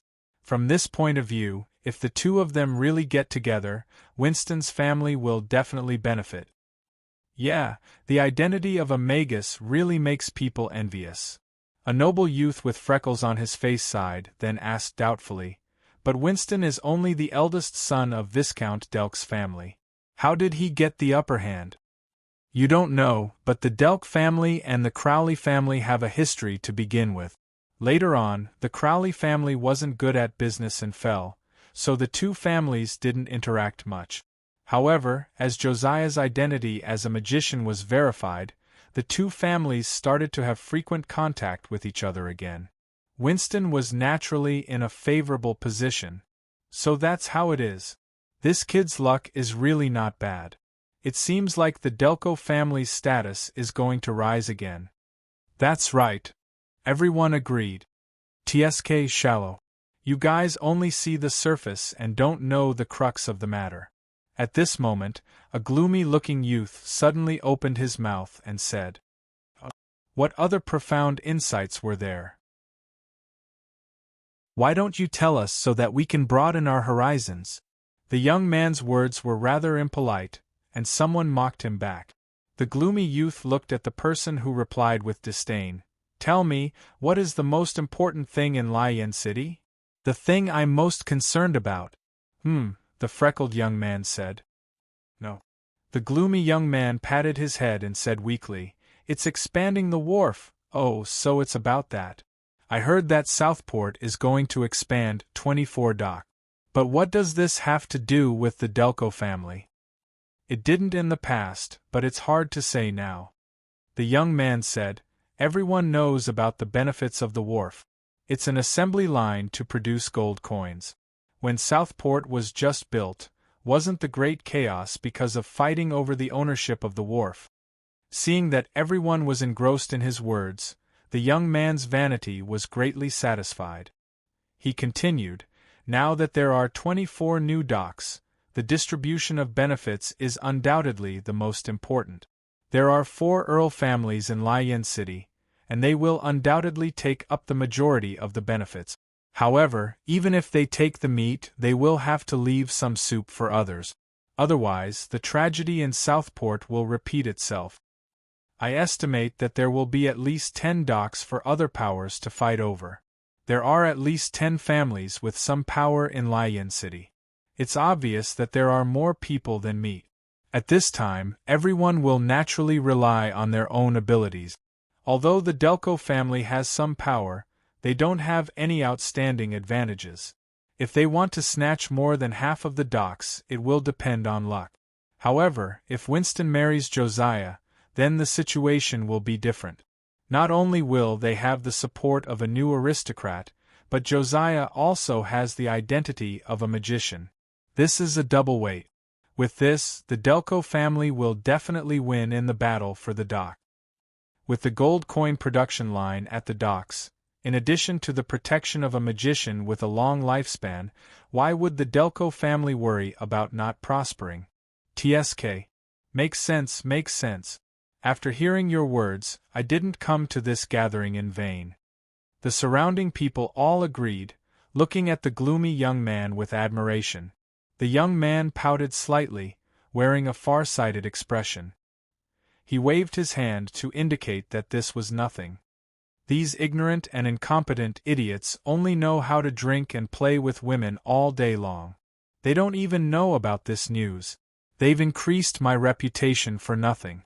Thinking of how the surrounding young men would spread his name and words to various gatherings, the gloomy young man couldn't help but feel even more proud. I was wondering why this Winston didn't go to the brothel with us recently. So this is the reason. The freckled young man looked at Winston, who was trying his best to perform, with jealousy. It's still too early to say this. Look, Josiah obviously doesn't have a good impression of him. Oh, so you want to go up and give it a try? Haha, it's a fair competition. TSK. I didn't expect Josiah to be so popular, Tang En lamented after hearing the comments of the group of aristocrats. After he had a preliminary understanding of how precious and rare magicians were, he had already thought highly of their status and importance. But now it seemed that it was far from enough. After the song ended, warm applause sounded once again. At this moment, a person who looked like a butler came to Winston's side and whispered something in his ear. Winston's expression gradually became excited. After the applause ended, he couldn't wait to say, "Let me tell everyone a piece of good news. Sir Bevan is outside the manor. Everyone, come with me to welcome him." Boom! At the moment he finished speaking, everyone was in an uproar, and the atmosphere in the hall instantly became lively. A big shot? Tang En secretly guessed when he saw the people around him, exclaiming non-stop. Then, he found out about Robert Bevan's identity from the heated discussions. The Robert family was one of the 4 great Earl families in Rhine City. Earl Robert was the current mayor of Rhine City, and this Bevan was the second son of the Earl. Usually, the second son didn't have the right to inherit. But this Robert family was a little special. From the casual discussions of the people around him, Tang En found out that the eldest son of the Robert family didn't seem to be liked by the Earl. However, the second son, Bevan, was highly valued by the Earl. Now, he had already started to help the Earl with city affairs. He looked exactly like the next city lord. Such a special person was obviously worthy of befriending by the young aristocrats. If they could really gain the friendship of this future mayor, their family's future development in Rhine City naturally wouldn't have to worry. Probably because everyone thought of this, the gathering hall instantly emptied out. Everyone followed Winston outside the manor to welcome this Robert Bevan. Mr. Robert Bevan. Chidian Chinese website welcomes readers to come and read. The latest, fastest, and most popular series are all original works at Chidian. Chapter 26. Outside the manor, a golden-haired strong man was standing with his hands behind his back. He had a chiseled face, a hooked nose, and a gaze as sharp as a griffin's. This was a man with a strong sense of presence. Even if this kind of person was in a crowd, one would involuntarily fix their gaze on him when they swept their eyes over him. This person was Robert Bevan. He was Robert Bevan. "Second brother, why are you here?" Betsy dashed out from the crowd and ran up to the golden-haired man. "Haha, I just happened to pass by. I heard that Winston is having a gathering here, so I came to join in the fun." Bevan's chiseled face instantly thawed as he explained to Betsy gently. These words made Winston, who was standing at the side, straighten his back, feeling that he had gained a lot of face. "Robert? Sir Bevan, welcome. Your presence brings light to our humble manor." Winston's tone was agitated and a little uneasy as he spoke. It was no wonder that Winston behaved this way. Although they were all second-generation nobles, their levels were clearly not on the same level. Winston admitted that he was an aristocratic youth who ate, drank, and played, but the other party was a political elite who had already made a name for himself. "Haha, there's no need to be so polite. This is a gathering for young people, not a congress hall for a bunch of old men." Haha, everyone laughed in agreement, and the atmosphere became much more relaxed. The witty humor instantly closed the distance between them. From this, it could be seen that this Bevan was indeed good at socializing. When everyone crowded around Bevan and returned to the hall, Mr. Diamond, who had finished his performance, was naturally invited out again. However, his performance was clearly no longer the theme of this gathering. Everyone took turns to greet Bevan with wine glasses in hand. Although Bevan was in the crowd, he appeared increasingly calm and composed. He calmly responded to all sorts of greetings, occasionally saying something to the people around him. All of this was done very naturally, making everyone present feel that they were being valued. The atmosphere in the hall had clearly reached a climax because of Bevan's performance. Tang En naturally didn't care about this. It was close to noon, and he was eating heartily at the dining table. He had to admit that the food here was indeed exquisite and delicious, satisfying Tang En's craving. However, there were only a few. After a short while, there were already a dozen empty plates piled up in front of him. Betsy, who took the time to look over, was stunned. It was as if he was staring at an ogre. Betsy came back to her senses. She pulled Josiah beside her and pointed. Josiah also pursed his lips and chuckled when he saw the way Tang En ate. In the end, Tang En swallowed a mouthful of the wine-red sour liquid, picked up the silk handkerchief beside him, and wiped his mouth. He breathed a sigh of relief in satisfaction. Finally, he had eaten and drank his fill. Taking advantage of the crowd's attention on Bevan, Tang En strolled out of the hall. They passed through a side hall and walked through a long corridor. Tang En's eyes lit up, and everything suddenly became clear. In front of him was a large back garden. The design of the manor was very interesting. Tang En believed that if it was night time, there would be many young men and women who had escaped from the gathering to have a good chat. Of course, this kind of terrain was undoubtedly what Tang En liked. Tang En looked back and saw Josiah in a light white dress walking over from the corridor. "Hey, Josiah, why did you come out?" No matter where the identity of a magician was, it was impossible to be ignored like a coachman. Logically, at this time, she should be talking to Bevan or something. "It's too stuffy inside." "Well, I'm sorry for dragging you into this. You must be bored." Tang En felt warm in his heart. He knew that Josiah saw him coming out of the hall alone and was afraid that he would be bored, so she came to accompany him. "It's okay. The food here is good, it's quite delicious." This trip was not in vain. Probably thinking of Tang En's table manners, Josiah pursed her lips and chuckled. Then she sighed and said, "Actually, I don't like it here either. In comparison, I prefer the atmosphere of the library, but my identity forced me to come." "Well, let's not talk about this." Without waiting for Tang En to comfort her, Josiah pulled a flower branch and said, "Let's talk about something else." "Well, I don't know why, but when I talk to you, I feel much more relaxed." Is that so? That's really a deep honor." Tang En responded in amazement. "Oh, do I have the talent of girl's friend?" "Yes. I didn't expect you to be a coachman. Alas, I thought you lied to me last time." "Why would I lie to you? Why, is this profession not good?" "I didn't mean that, I just think that it's a pity that you're a coachman with such deep thoughts. You don't understand, right? This is called a master among the people." "Master? Ha ha, how high?" "Well, as high as several stories." "Cheeky! Ha ha." The fragrance of flowers assailed his nostrils, and the beauty was by his side. In such a beautiful scene, Tang En's witty words made Josiah chuckle. Yeah, extreme joy begets sorrow. Josiah, who was leaning over and laughing loudly, was hooked by a flower branch. As he moved forward, he heard a rip sound and fell on his back. Without having time to think carefully, Tang En half-hugged Josiah. "Warm as jade, with a pleasant fragrance." These two words instantly appeared in Tang En's mind. The two of them were stunned for a while. CIA! A shout suddenly rang out from behind them. The two of them instantly came back to their senses, and Josiah struggled to get up. Rip! The two of them paused again.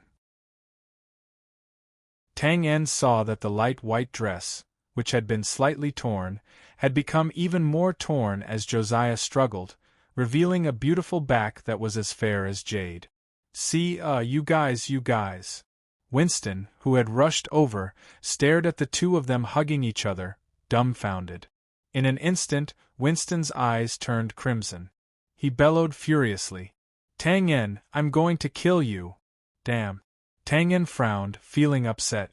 "What day is it today? In just a short while, the two of them are shouting that they want to kill me." Winston clearly wasn't just joking. With a clank sound, the sword at his waist was drawn out. He took the opportunity to stab toward Tang En's forehead, clearly wanting to kill him. Tang En spread out his hands and pushed out a gentle force, sending Josiah to the side. He then rolled on the ground in a sorry state, flipping into the bushes at the side. "Stop it!" Josiah shouted anxiously. Josiah, you. Winston opened his mouth and pointed at Josiah's side in a daze. Josiah, who had stood up straight, suddenly felt a chill on his back. Knowing that he had exposed himself, he blushed and quickly picked up a piece of cloth to cover it up. Winston's expression was savage, and his handsome face appeared even more abstract. If Winston's rage was said to be at 100 points earlier, then right now, it was undoubtedly over the limit. Burning with fury, Winston raised his sword, wanting to slash toward Tang En, who had stood up from behind the bushes. Just then, swoosh! Tang En, who was behind the bushes, instantly narrowed his eyes. Just earlier, a blue light flashed in Josiah's hand, and an object in the shape of a water arrow appeared out of thin air, striking in front of Winston like a bullet. A black hole the size of a finger instantly appeared on the ground, its depth unknown. Was this magic? Shia, you attacked me? You actually used magic to attack me? Right now, Winston appeared to be in a daze. I'm sorry, Winston. Things aren't what you think they are. I only want you to calm down. Calm down? You're telling me to calm down in such a situation? Winston bellowed and pointed behind her. Twain spread out his hands and showed an innocent smile at the right time. Of course, this smile was undoubtedly piercing to Winston's eyes. Calm down. All right, I'll calm down right now. Winston pulled off the white glove with his trembling right hand and tossed it toward Tang En. I want to have a duel with you. I refuse. Tang En's tone sounded very self-righteous. Refuse? What kind of joke is this? You lowly, despicable coward. Tossing a white glove to the other party was a way to announce a duel when there was an irreconcilable conflict between aristocrats. Usually, no one would refuse. This was something that concerned themselves and their family's honor. Tang En frowned. Shut up. I'm not an aristocrat. Why can't I refuse? Winston was stunned. That was right. A duel was something that only aristocrats could do. Commoners were naturally not restricted. This Winston must have fainted from anger to have made such a blunder. All right, Winston. I'm tired. That's all for today. I'll head home first. In order to prevent Winston from doing anything else, Josiah quickly dragged Tang En out of the back garden. Winston went into a daze as he watched the two of them leave. With Josiah's appearance, it was naturally not suitable for him to appear in the hall again. Thankfully, Josiah was still quite familiar with this place. The two of them took another route, passed through the side door, and boarded Tang En's carriage. Sorry. The two of them were stunned for a moment, then couldn't help but smile as they looked at each other. Tang En took off his jacket and draped it over Josiah's body, blocking her back. Josiah, on the other hand, kept on helping Tang En remove the leaves, wooden needles, and other things from his body. Earlier, when Tang En had rolled into the shrubs in a sorry state, he had only cared about protecting his face and had gotten quite a lot of things on his body. In the manner, Winston returned to the gathering hall with a black face. At the entrance of the hall, Winston picked up a bottle of wine from the servant's tray next to him in a rough manner and downed it. Winston, what's the matter? You didn't find Josiah? Bevan walked over with a glass of wine. No. Winston caught his breath and recounted the scene from earlier with great hatred. TSK, I thought it was something else. Just this? Bevan smiled and drank a mouthful of wine. Without waiting for Winston to speak, he continued, the romance between a noble lady and a coachman is all a drama. How many such cases have happened in the modern world? Moreover, even if Josiah was bewitched, would the Crowley family agree to it? And then what should I do? Winston regained some energy. Given the relationship between your families, Josiah will eventually be yours. As for that laughable coachman, I heard that your family has ambitions for the port and has already started to nurture a gang? We are working on this. And? You mean? Winston licked his lips, and a fierce expression flashed past his face. Haha, let's not talk about this. Cheers. Cheers. Their wine glasses clinked, and the two of them drank with tacit understanding. After chatting casually for a while, Winston excused himself with the excuse that he had something on.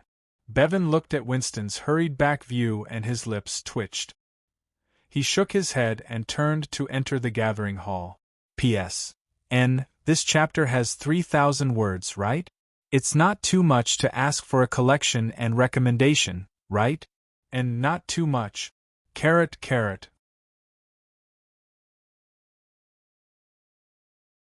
Chapter 27. If you stayed beside a hot stove for a minute, you would feel like you had been sitting there for 2 hours. However, if you stayed beside a beautiful lady for 2 hours, you would feel like you had only been sitting there for a minute. Josiah was undoubtedly a beautiful lady, and she was a beautiful lady with her own unique temperament. Tang was of course very relaxed and happy to travel with such a companion. A few simple jokes from later generations made Josiah extremely happy.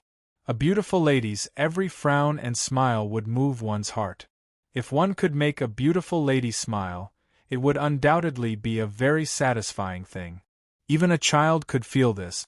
The only difference was that when a child failed to make a girl laugh, he would often choose to make the girl he had a good impression of cry. Happy times were always short. An hour's journey quickly flew by with laughter and laughter. After sending Josiah home, Tang drove towards the Thieves' Union. That was the place he wanted to go after completing his task in the morning.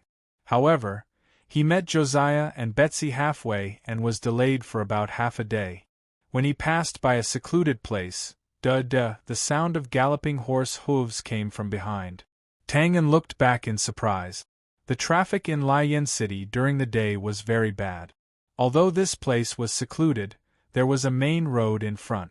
If he rushed out at this speed, he would most likely end up in a tragedy. Behind him was a shrouded carriage, and the driver was an open and burly man. He kept waving his long whip to hit the horse, driving the carriage so fast that it was about to hit Tang carriage. Damn it, there was no lack of such reckless drivers in any world. Tang hurriedly controlled the reins to move inward. The carriage behind him was getting closer and closer. Tang suddenly frowned. Was it an illusion?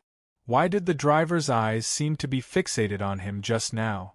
Before Tang could think about it, the shrouded carriage had already rushed to his side. Hiss, bang, F***ck. Tang cursed angrily. He steadied himself and tried hard to control the reins. Tang's carriage was continuously pushed to the side of the road by another horse-drawn carriage. Some of the low eaves facing the street immediately had tiles flying everywhere. This won't do. Tang decisively cut the reins with his dagger. He stepped on the beam of the carriage and flipped over, rolling into the alley beside the road. Boom! Tang's carriage crashed into a wall not far away and was sent flying. The carriage fell apart in an instant, and the frightened horses galloped away. When Tang stood up from the alley with an ashen face, the carriage turned around and blocked one end of the alley. The door of the car opened, and 7 or 8 men holding snow-white long sabers walked out in a single file. Tang turned around and looked back. There were also 4 or 5 big men walking out of the alley with hideous grins on their faces. At this point, even a fool would know that this was obviously a trap. Tang almost didn't need to think to know who set this trap. I was careless.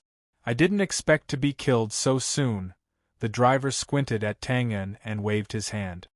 Common face, long and narrow eyes. Kill him. More than a dozen bloodthirsty eyes were instantly bloodshot. They raised their sabers, reflecting a pale white light. Kill. Tang didn't retreat. Instead, he rushed forward and rushed toward the most powerful big man. There was nothing to say at this time. When enemies meet on a narrow path, the brave will win. The big man was stunned. Tang instantly crashed into his arms. Before he could react, he felt a pain in his chest. He looked down and saw that there was a huge hole in his chest. He jumped out of the big man's arms and faced a net of sabers formed by 4 white lights. Ding! Clang! The long sabers fell to the ground. There was a muffled groan and blood splashed. Suddenly, a blood-red dagger broke through the net of sabers and quickly swept across the wrists of the 2 big men. At this time, Tang who had broken through the net of sabers, suddenly retreated quickly. He didn't look back. He raised the blood-red dagger again and lightly slid across the throat of the sneak attacker behind him. Fighting Chi? Damn it, quickly surround him. The big man saw the dagger suddenly emitting a red light. His face changed greatly as he shouted. In an instant, more than a dozen white sabers lit up at the same time. Ouch, damn it, Who are you cutting? He's too slippery, he rushed out. Quickly block him. Be careful, he's coming back. I hit him. In the narrow space, the white saber and the red dagger were constantly intertwined. Blood was constantly splashed like cheap water. The big man opened his mouth and stared at the fight in the field in a daze. The gray figure was completely submerged, but the blood-red dagger lit up from time to time. It was constantly harvesting the blood of the besiegers. Damn it, is this a F***king driver? Is there a driver who can use fighting chi? The big man now hated the guy who gave him false information. You seem to be the leader, eh? The big man stared blankly as if he had seen a ghost. Tang En, who was covered in blood, suddenly appeared in front of him. Lie down. Before he could resist, he was knocked unconscious by a clean hand chop. The big men in the circle only now realized that Tang En had come behind them and knocked out their boss. There were only 6 big men who could still stand. They looked at each other. In just a short while, half of them had been knocked out. Demon. The remaining big men saw that their boss was knocked down and immediately lost the courage to fight.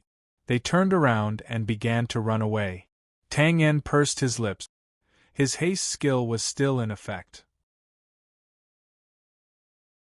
His figure instantly appeared behind the last big man, and he unceremoniously slit his throat with a dagger. The big man was still running when he suddenly felt a chill in his throat. Then, he saw the demon's figure flash past him and attack his companions in front of him. Just as he was about to open his mouth to warn him, he saw a thin curtain of blood spurting out from under his chin. His vision turned black and he lost consciousness. In fact, if these 6 big men resisted desperately, they might have been able to hurt Tang En. But they chose to run away. The terrain here was narrow and there was only one direction. If they exposed their backs to an assassin, there was no chance of survival.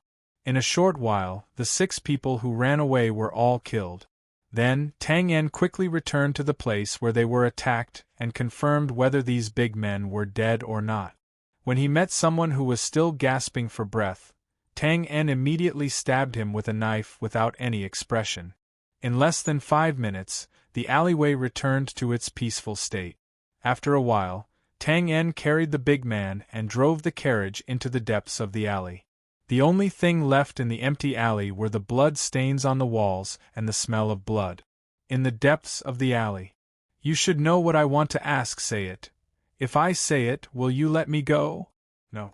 But I will give you a quick death. I'm a killer. Well, according to your words, an assassin. Believe me, no one wants to experience the interrogation methods of an assassin. After a long time, a flame suddenly rose from the depths of the alley. Chapter 28. In the Dirk Manor, the gathering was coming to an end. About half of the aristocratic carriages parked outside had left. The remaining coachmen were gathered together and chatting idly. Their content was nothing more than some interesting news about the aristocrats, such as a noble lord having a mistress outside, or a certain madam secretly dating a lover. It had to be said that no matter where one was, a coachman would always act as a leak of secrets and spread of rumors. However, with the commotion at the manor's entrance, these coachmen, who were chatting animatedly, instantly dispersed. At the entrance, Winston accompanied the last batch of aristocratic youths out. As both parties exchanged pleasantries, they walked toward the parking lot. "Haha, thank you for your hospitality, Brother Winston. Today's trip wasn't in vain. I'm going to organize a gathering another day. I hope Brother Winston can do me the honor of attending. I have a drama salon at my place. I hope Brother Winston can take the time to come as well. What a coincidence, I have one too." Looking at the fervent faces around him, Winston couldn't help but feel a little smug. Of course, he knew why these aristocratic youths were trying to rope him in so enthusiastically. The influential figure in Lion City, Bevan, had come to his manor. Moreover, during the gathering, he didn't hide his close relationship with the Dirk family at all. This made him the center of attention. Winston enjoyed this feeling. At this moment, he felt that there was nothing he couldn't do. Josiah? Isn't he just a magician? To think that he dares to throw his face at me. Humph, after I get you, see how I'll train you. And that damned coachman.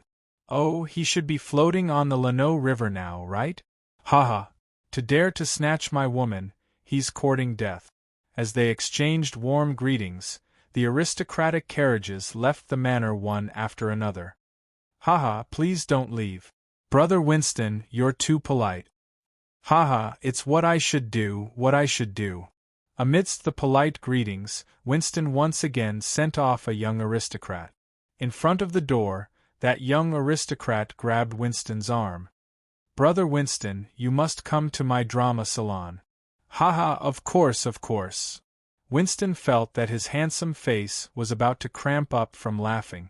The coachman standing at the side quickly went up to open the door. Just then, bang!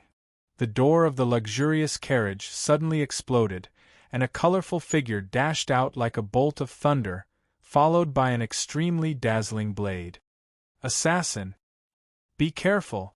Nobles naturally had bodyguards by their side. The young noble's bodyguard was the closest to the assassin, and he immediately warned the assassin. He stepped to the side and drew his sword, blocking in front of the aristocrat. In the blink of an eye, the assassin passed by him. It was clear that the assassin's target was not the person he was supposed to protect. Winston was naturally behind the noble young man. Winston's guard wasn't in a good position, and right now, he was standing 3 steps behind Winston.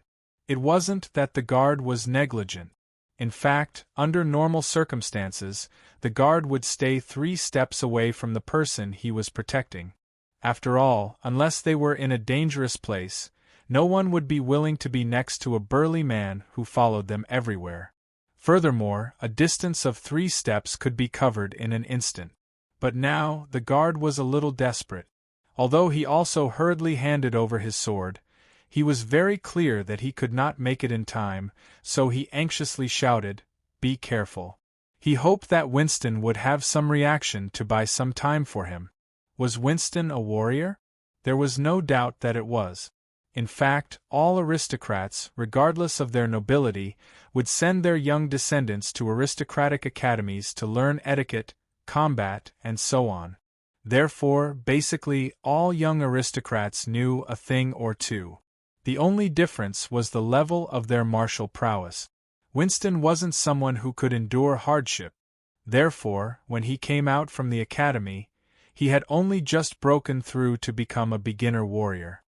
His battle aura level was only enough to cover his weapon with it. Moreover, it had been a few years since he had faced an official battle. Therefore, when faced with the assassin, his first reaction was to draw out the slender aristocratic sword at his waist. It was definitely right to draw out a sword during a battle. However, in the current situation, the assassin's dagger was about to reach him. Instead of dodging, he chose to draw out his sword. This was undoubtedly an idiotic action. As expected, when Winston's hand touched the sword hilt, the dagger had already reached his chest. He stared in a daze at the mask with messy symbols drawn on it that had suddenly appeared before him. Then, he felt a sharp pain in his chest. Lowering his head, he saw a brightly colored dagger piercing right into his left chest. Ah! Winston let out an agonizing cry. How dare you! The guard panicked and pointed his blue longsword at the assassin's forehead. Ding! In the assassin's empty hand, a glowing red dagger suddenly appeared as if by magic.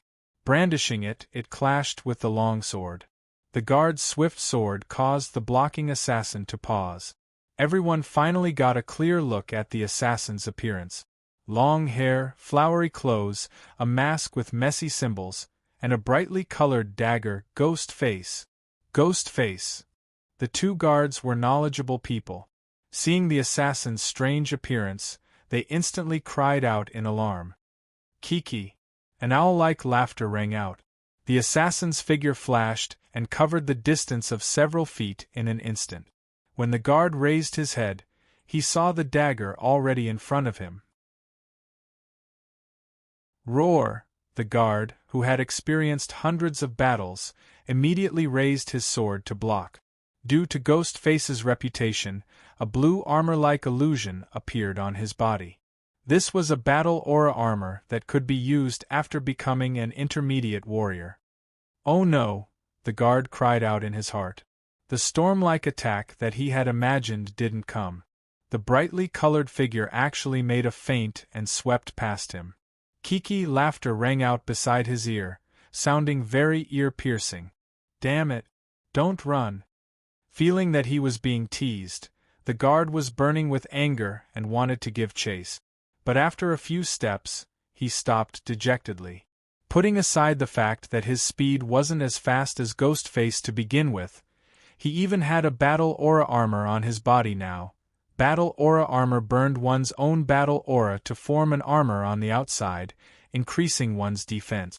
This thing was called battle aura armor. It was almost the same as a real armor. While the defense was increased, the gravity also increased by quite a lot. Hence, one's speed would naturally slow down. In the end, the guard could only watch as Ghostface went around the unaware horse carriage in front and disappeared into the forest by the roadside. Was this the #1 assassin in Lion City? In broad daylight, he came and went in the span of 10 breaths at most, leaving behind a brightly colored dagger that was now stabbed into Winston's left chest. What's going on? Am I going to die? The dagger hadn't been pulled out in the span of 10 breaths, so Winston naturally wasn't completely dead. Of course, he wasn't far from death. Right now, he was in a critical state. At this moment, he didn't completely understand his own situation. But as his vision gradually blurred, Winston finally regained his senses. He panicked. How can this be? I haven't inherited the title of Viscount. I haven't married Josiah. My life has just begun. How can I die? As his mumbling grew softer and softer, Winston, whose face was filled with unwillingness, stared at the sky with his eyes wide open. Chapter 29. In a country where royal power reigned supreme, the nobles would always have some unimaginable privileges. For example, in the middle of the main road in Lion City, there was a jade road surrounded by small stone blocks. There were very few carriages on it, making it seem very spacious. However, no matter how crowded the surrounding roads were, there were no carriages on this spacious road. This was the Nobles' Road. The Nobles' Road, as the name suggested, was a road that only the nobles' carriages could take. This road was built by the nobles to show their special status and to prevent their luxurious carriages from being scratched. If a commoner's carriage walked on it and was caught, they would face the treatment of being fined, having their carriage impounded, and being detained. At this moment, a carriage with a golden lion's head symbol was driving on the Nobles' Road at a moderate pace. Most people in Lion City recognized this symbol because it was the emblem of their city lord, Count Robert's family. Bevan, who had left Winston's party early, was sitting inside. He was holding a cup of thick tea that was steaming hot. After the hot tea, his chiseled face was slightly flushed. Although he didn't stay in the party for long, he was toasted quite a lot. Although he was a little dizzy, Bevan was still in a good mood. He was very satisfied with the rewards of today's party. Of course, he couldn't have just passed by the manor. The nobles present wouldn't think this way either. They would only think that the Robert family and the Dirk family were close enough. This was the effect that Bevan wanted. He thought highly of the Dirk family's power and potential, especially with the addition of a magician. In Bevan's eyes, Winston was merely a good-for-nothing.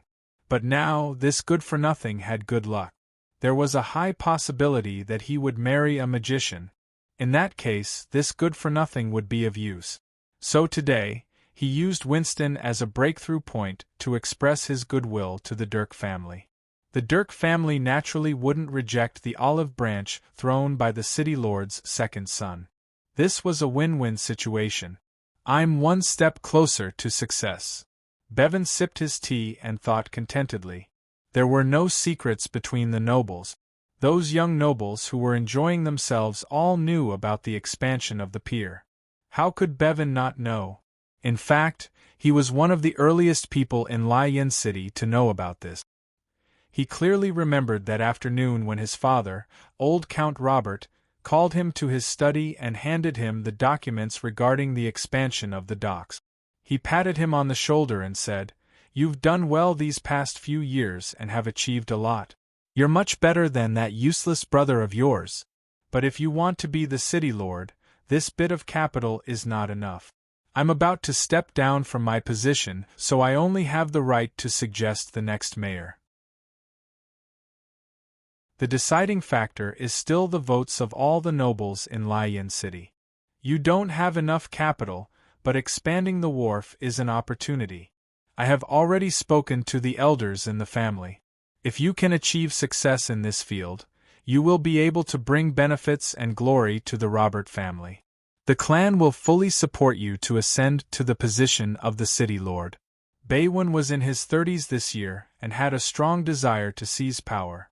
Of course, he didn't want to miss this opportunity. Therefore, he had been secretly preparing ever since he heard the news. Of course, the ownership of the docks belonged to the Brand Kingdom. Every year, Lion City had to pay taxes to the Brand Kingdom according to the number of docks. However, just like what Joshua had said, there were more than 50 tax items in the kingdom, while there were close to 100 tax items in Lion City. The difference between the tax items was shocking, and when it was placed on the dock, the benefits would be even greater. The nobles in Lion City had a tacit agreement regarding the ownership of the dock. As long as you displayed enough power and were stronger than all your competitors, you would be able to own the docks after the approval of the Lion City government. The Robert family was one of the 4 count families in Lion City. They didn't need to fight to get the benefits they deserved. But this wasn't Bevan's goal. He needed to greatly defeat the other 3 count families and prove his ability to the clan. But the 4 families had been fighting for so many years that they knew each other well. It was easier said than done to greatly defeat each other. But Bevan's mind was flexible. Since he couldn't find any support internally, he would set his sights on the outside. Bevan understood that if he wanted to gain the support of the other nobles, reputation and relationships were useless. He needed to use practical benefits to tie them to his ship. Where would the benefits come from? It could only come from the newly built 24 dock. Bevan's idea was to seize the majority of the docks together with the other nobles. This way, not only would he be able to share it with his followers, he would also get more. Moreover, with these benefits, these nobles would become his family's support. This kind of result would definitely satisfy his family. He had been busy for the past few days. He had already negotiated with a few powerful nobles like the Delk family. Although this had something to do with his family's influence, most of the credit still came from his methods of maneuvering. How good would it be if I was the eldest son of the family? Bevan rubbed his temples and frowned as he thought. This was also a question he often thought about after he became sensible. Yes, the damned inheritance system of the eldest son. It was because of this system that the elders in the clan had always been distant from him. As for that elder brother who drew all sorts of strange portraits all day, although he had been good to him since young, Bevan still felt disdain towards this elder brother of his. In his opinion, this elder brother of his was a typical example of someone who didn't do his job properly and lost his will to play around. Bevan took a deep breath and looked at the golden lion emblem on the carriage with infatuation. I will prove to you that I am the most suitable successor of the Robert family. Knock knock. Just as Bevan's mind was wandering, the carriage door was lightly knocked. Come in. Young Master Bevan. A person who looked like a butler walked in. It's Gray. Have a seat. Bevan nodded. He was naturally not unfamiliar with this butler. This was an elder who had followed him since he was young and had helped him take care of most things. I just received news that the leader of the Green Wolf Gang was assassinated. Green Wolf Gang? Oh, it's a gang supported by the Black family. Haha, good job. Do you know who killed him? The Black family was one of the 4 Earl families in Lion City. This family controlled almost half of Lion City's trade. Earl Black was also the chief financial officer of Lion City. Gray, it's Ghostface. Bevan raised his eyebrows. It's this Ghostface again. Didn't the president of the Iron Blade Society, supported by the Austin family, also get killed by him? The Austin family was also one of the Earl families in Lion City. This family used to be pirates. Later on, when the first king of the Brand Kingdom established the country, they contributed a lot and were finally conferred the title of Earl. Now that they relied on the Lion River, they simply engaged in smuggling, black market, and human trafficking. Earl Austin was the vice city lord of Lion City. Yes. Haha, if it wasn't for the fact that I couldn't find this ghost face, I would really want to have a drink with him to show my gratitude. Bevan raised his teacup and laughed. He, who said it wasn't? Just as the two of them were excitedly talking about Ghost Face, suddenly there was a rush of horse hooves. Shouts and screams could be heard. Bevan frowned. Butler Gray slightly opened the curtains and said, "It's the cavalry from the guard hall." Bevan, cavalry? Why are they in such a hurry? What happened? Please wait a moment, young master. After saying that, Gray got off the carriage and sent someone to summon a cavalry for questioning. After a while, Gray walked into the carriage with a strange expression. Ghost Face killed someone again. Oh, which unlucky person is it this time? Don't tell me it's the Matthews family, haha. The Matthews family was one of the 4 Earl families in Lion City. This family operated a blacksmith shop and a weapon shop. Warriors' long swords, magicians' wands, and other battle equipment were all managed by them. Earl Matthews himself was the security officer of Lion City and was in charge of the city's security. It's Winston. Winston, which Winston? Bevan was a little dazed. For a moment, he felt that there might be something wrong with his hearing. The Delk families, bang! The exquisite teacup in Bevan's hand instantly shattered into pieces. P.S. Since there's a recommendation and today's third watch. At the same time, I'm self-righteously asking for your collection and recommendation.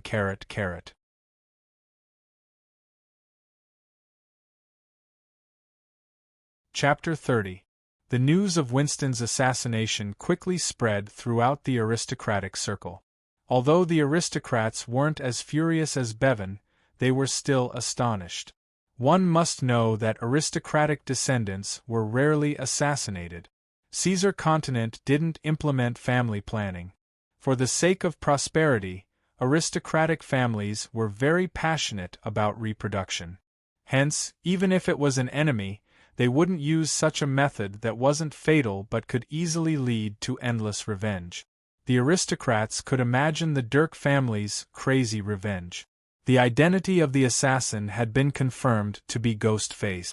Regarding Ghostface, the number 1 assassin in Lion City, the aristocrats weren't unfamiliar with him. In fact, even the commoners had heard of him. This was because Ghostface had been active in Lion City for over 10 years. His bounty had been hanging on the wanted wall of Lion City's guards for over 10 years. The aristocrats didn't think that the Dirk family would be able to capture Ghostface for revenge. Moreover, Ghostface was merely an assassin who was paid to do things. Hence, they had to be careful of the Dirk family's enemy. That's right, I am the dividing line. At this moment, in the forest outside the north gate of Lion City, a strange person was gathering materials to start a fire. He was strange because of his attire, flowery clothes, long hair, mask. If there was a knowledgeable person here, he would definitely exclaim Ghost Face. The fire was quickly ignited, and the strange man quickly threw his long hair, his flowery clothes, and his mask into the fire. Under the mask was an ordinary face with slender eyes. It was Tang En. Slowly, the fire started to burn. The mask gradually changed shape, emitting some black smoke. Tang En couldn't help but back off, fanning himself with his hand. F***ck, the smell of paint is so F***king disgusting. I don't know how that ghost face can stand it. This time, this place, in addition to the things he was burning. That's right, the ghost face who assassinated Winston was Tang En. After ascertaining from the bare-chested burly man that the instigator was Winston, he made some preparations and headed straight for the manor with a murderous aura. In fact, even if Winston didn't send people to kill him, he wouldn't let him off. Tang En's original plan was to observe for a few more days, make more preparations, and then kill him in one fell swoop. However, the situation had changed. If the news of these men's deaths were to reach Winston's ears, they'd definitely be on high alert and search for him everywhere. By then, it'd be impossible for him to kill Winston. Tang En wasn't sure if Winston had told anyone about his assassination attempt. If he did, then even if he killed Winston, his true identity would be exposed. The consequences of exposing an assassin's identity were unthinkable. Even if he ran away, he would still be a hidden danger in the future. After giving it much thought, Tang En eventually decided to use Ghostface's identity to assassinate Winston, hoping to confuse him. As for why it was Grimace, the reason was simple. It was because Tang En had seen such an assassin before. After asking the old butler to bring up Grimace's image in the system space, Tang En made the mask and costume accordingly. Due to the lack of time, it was naturally impossible for him to make the same thing. However, who would care about what he drew when it was so colorful? Tang En's plan succeeded. During the assassination attempt, his Grimace appearance was shouted out by the guards on the spot. In order to leave a deeper impression, he even specially left behind a colorful dagger. It could be said that Tang En had done everything he should do. All that was left was to wait for the result. The fire gradually died down, and the few items had been burned to ashes. Tang En stood up, subconsciously supporting his back with his hand. He shook his head and headed toward Lian City. When Tang En slowly walked to the north gate of Lian City, he happened to see a team of cavalrymen dressed in green armor rushing out of the city, heading in the direction of the Dirk Manor. After walking around the city for over 10 minutes, Tang En bought some things, then walked into the inn he was temporarily staying at. At this moment, there were some slight changes to his appearance, and his long and slender eyes were covered. Ever since he was spied on at the inn, Tang En had become a lot more careful. However, it wasn't a solution to keep pretending. Tang En was prepared to gather some money to buy a house in Lian City. After confirming that the small mechanism on the door hadn't been triggered, Tang En quickly entered the room. Tang En stumbled a little. He took in a deep breath and removed his shirt with a frown. A long, slanted wound about 6 inches long appeared on his back. The skin and flesh of the wound were flipped open, and fresh blood slowly seeped out. This wound wasn't caused by Winston's guards. It was caused by those burly men when Tang En was fighting in the alley. Due to the lack of time, the wound hadn't been treated. Thankfully, although these burly men from the underworld were vicious enough, their knife skills were still a lot inferior. This wound looked terrifying, but it was only a flesh wound. Otherwise, Tang En wouldn't have had the chance to make a long-distance raid to kill Winston. Tang En first used the clothes he took off to gently wipe the wound. He then lay on the bed, took out a red bottle, and poured the liquid inside onto the wound. This thing was called healing potion, a medicine used to treat external injuries in the alternate world. This thing wasn't cheap. One bottle cost 5 silver coins. F***ck. Tang En let out a stifled snort. Did I take the wrong one? Is this F***king chili water?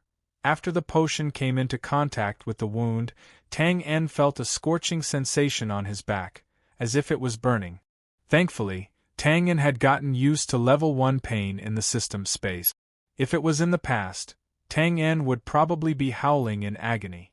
After enduring these 10 or so seconds, the wound on his back suddenly felt comfortable, and the coolness reached the bottom of his heart. When he turned his head, the bleeding from the wound had stopped, and he no longer felt the pain from before. As expected, you get what you pay for. Tang En praised silently, then wrapped a few rounds of bandages around his body. After everything was settled, Tang En let out a long sigh of relief and wiped the cold sweat off his forehead. After cleaning up the blood-stained clothes, Tang En entered the killer system. Ding! Congratulations to Killer Tang En for breaking through to level 1 blood energy. Tang En wasn't surprised by the system's synthetic voice. He had used 400 blood energy during the fight in the alley, but after killing the 10 burly men, he gained another 500 blood energy. If it wasn't for the 500 blood energy replenishment, Tang En wouldn't have had the confidence to complete the assassination. At that time, his total blood energy value had reached 950. Now that he had killed Winston, it was normal for it to exceed 1,000. After all, Winston was a beginner warrior. Tang En opened the killer panel. Blood energy value, 1450/10,000 blood energy level. Level 2 Special Effects. Elementary Deterrence, Double Increase, Elementary Defense Penetration. 500 points? Tang En was stunned. Based on his previous experience, Tang En knew that the amount of blood energy gained would change according to the opponent's strength. But killing Winston gave him too much blood energy. It was already the sum of the 10 burly men he had killed. Too much. The old butler appeared in front of Tang En like a ghost. How could that be? Of course, the more the better, the old butler said calmly. The way the system calculates blood energy is not just based on martial strength. Tang En was stunned for a moment, then understood.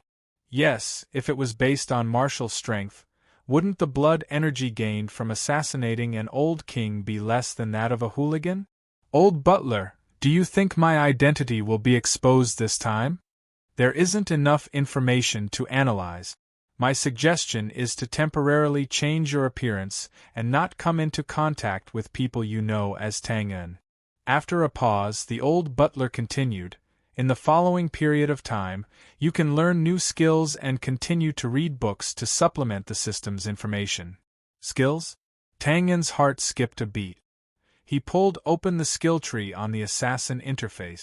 There were indeed a few skills that were lit up.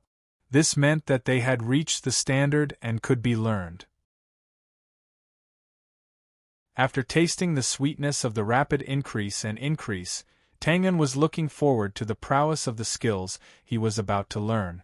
Tang En put away the assassin interface and said casually, "Old butler, you've read so many books. Did you gain anything?" "Yes." "Oh? What did you gain?" Tang En asked curiously. "The biggest gain is that I know this is a killer's paradise." Why do you say that?" "Because this is a place where strength gives birth to power, and power overrides the law." It's a little profound. Let's put it this way. A place where assassin organizations can be put out in the open and where killing transactions are so straightforward. Don't you think it's a killer's paradise?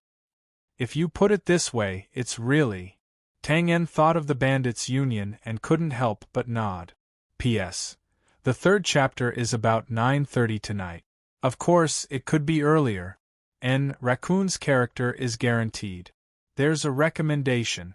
Continue to stretch out your paw for collection and recommendation carrot.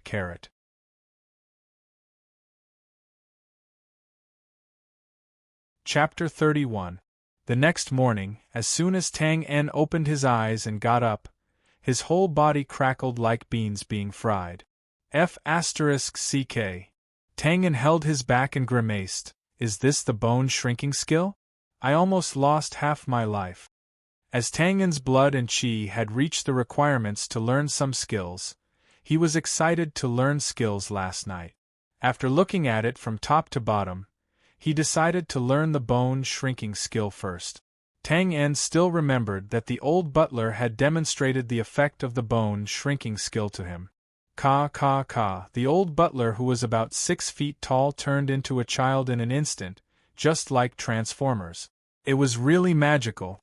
But when it was his turn to ka ka ka, his bones were king broken. According to the old butler, Tang En's bones had already been fixed, and it was already past the best time to learn this skill. If he wanted to learn it now, it was inevitable that his bones would be broken and reorganized. Every time his bones were broken too badly, the old butler would cleanly stab him and reorganize his body. All right, let's do it again. Therefore, in about 4 hours, Tang En's bones were broken and reorganized in a cycle. The pain during this period was really not something that a normal person could endure. Fortunately, Tang En had received special training in pain. Although he kept howling in pain, he did not have a mental breakdown in the end. After 4 hours, Tang En fainted in the system space and slept all the way until the sun rose. Tang En changed the bandage on his wound. The injury on his back had not fully recovered, but according to this trend, it would only take 2 to 3 days. When he went out, Tang En asked the hotel owner about the situation of buying a house in Lian City. He was told that he could do it at the City Affairs office. The City Affairs office was located in the middle of Lian City. After explaining the purpose of his visit, the lazy City Affairs office civil official raised his hand and pointed in the direction of the wall, indicating for Tang En to take a look. There were many notes pasted on the wall. The size of the house, location, and price were all clearly written on them. After Tang En finished reading, he could not help but click his tongue. The cheapest house on the list cost 100 gold coins, while the most expensive house in the Eastern District was priced at 200,000 gold coins. On the other hand, Tang En only had about 10 gold coins in total, so he couldn't afford any of them. The house prices are not cheap. Tang En rubbed his nose and sighed. Sir, do you want to buy a house? Tang En turned his head in surprise and saw a young man with a clever aura looking at him with a smile. But it's too expensive, isn't it? Seeing Tang En nod his head, the young man quickly said, The number of houses sold here can be counted with one hand. Believe me, the old men of the City Affairs office are never good at business. I grew up in Lian City and am familiar with everything here. If you trust me, I will help you find a suitable house. After that, you only need to pay me 3 silver coins. Tang En said noncommittally, How do you expect me to believe your words? Sir, you can ask me. I know a little about the things in Lian City. Tang En's heart skipped a beat. I heard that a noble was assassinated yesterday. Yes, sir. The person who died was called Delk Vincent, the eldest son of Viscount Delk's family. The assassin was the #1 assassin in Lian City, Ghostface. Tang En opened his mouth and looked at the young man in front of him in a daze. How do you know? The young man took out a stack of gray paper from his pocket and handed it over. Sir, if you are interested, there are some details on it. Tang En took it and flipped it open. On the paper was written, Viscount Delk's eldest son was assassinated. Below it were some details, including the assassin, Ghostface, the Delk family's situation, and some traces at the scene of the assassination. At the bottom of the page, there was a black and white picture. What is this? Lian tabloid, sir. Tabloid? Tang En was in a daze. A sense of absurdity surged in his heart. He never looked at this kind of thing before, but now he had the urge to cry.